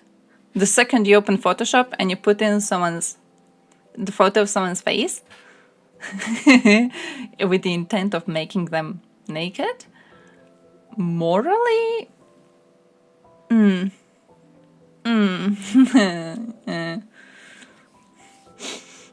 like, you know, I hope we never interact is basically what I have to tell about that. She's actually 3,000 years old. Oh shit, yeah, that's too. German French TV channel had anime hentai tentacle content. Oh, see, Frenchies though. I always knew it was gonna be Frenchies. Hey, by the way, I have to leave. But of course it's gonna be Frenchies. Who else? Like, look, you have to understand French people, okay? It's a choice of like, you wanna go into bed and hear French spoken? Or you wanna watch some anime drawings of tentacles fucking someone? It's, you know. By the way, I have to leave. Gonna see you tomorrow. Stay strong, stay healthy. Good luck. I'm gonna actually try to do the religious thing. I'm gonna try to do some updates on the whole doc that I was making on that I didn't even look at this week, so wish me luck. Don't look up hentai, and I don't know, go bully Thompson. Go bully Thompson, he deserves it.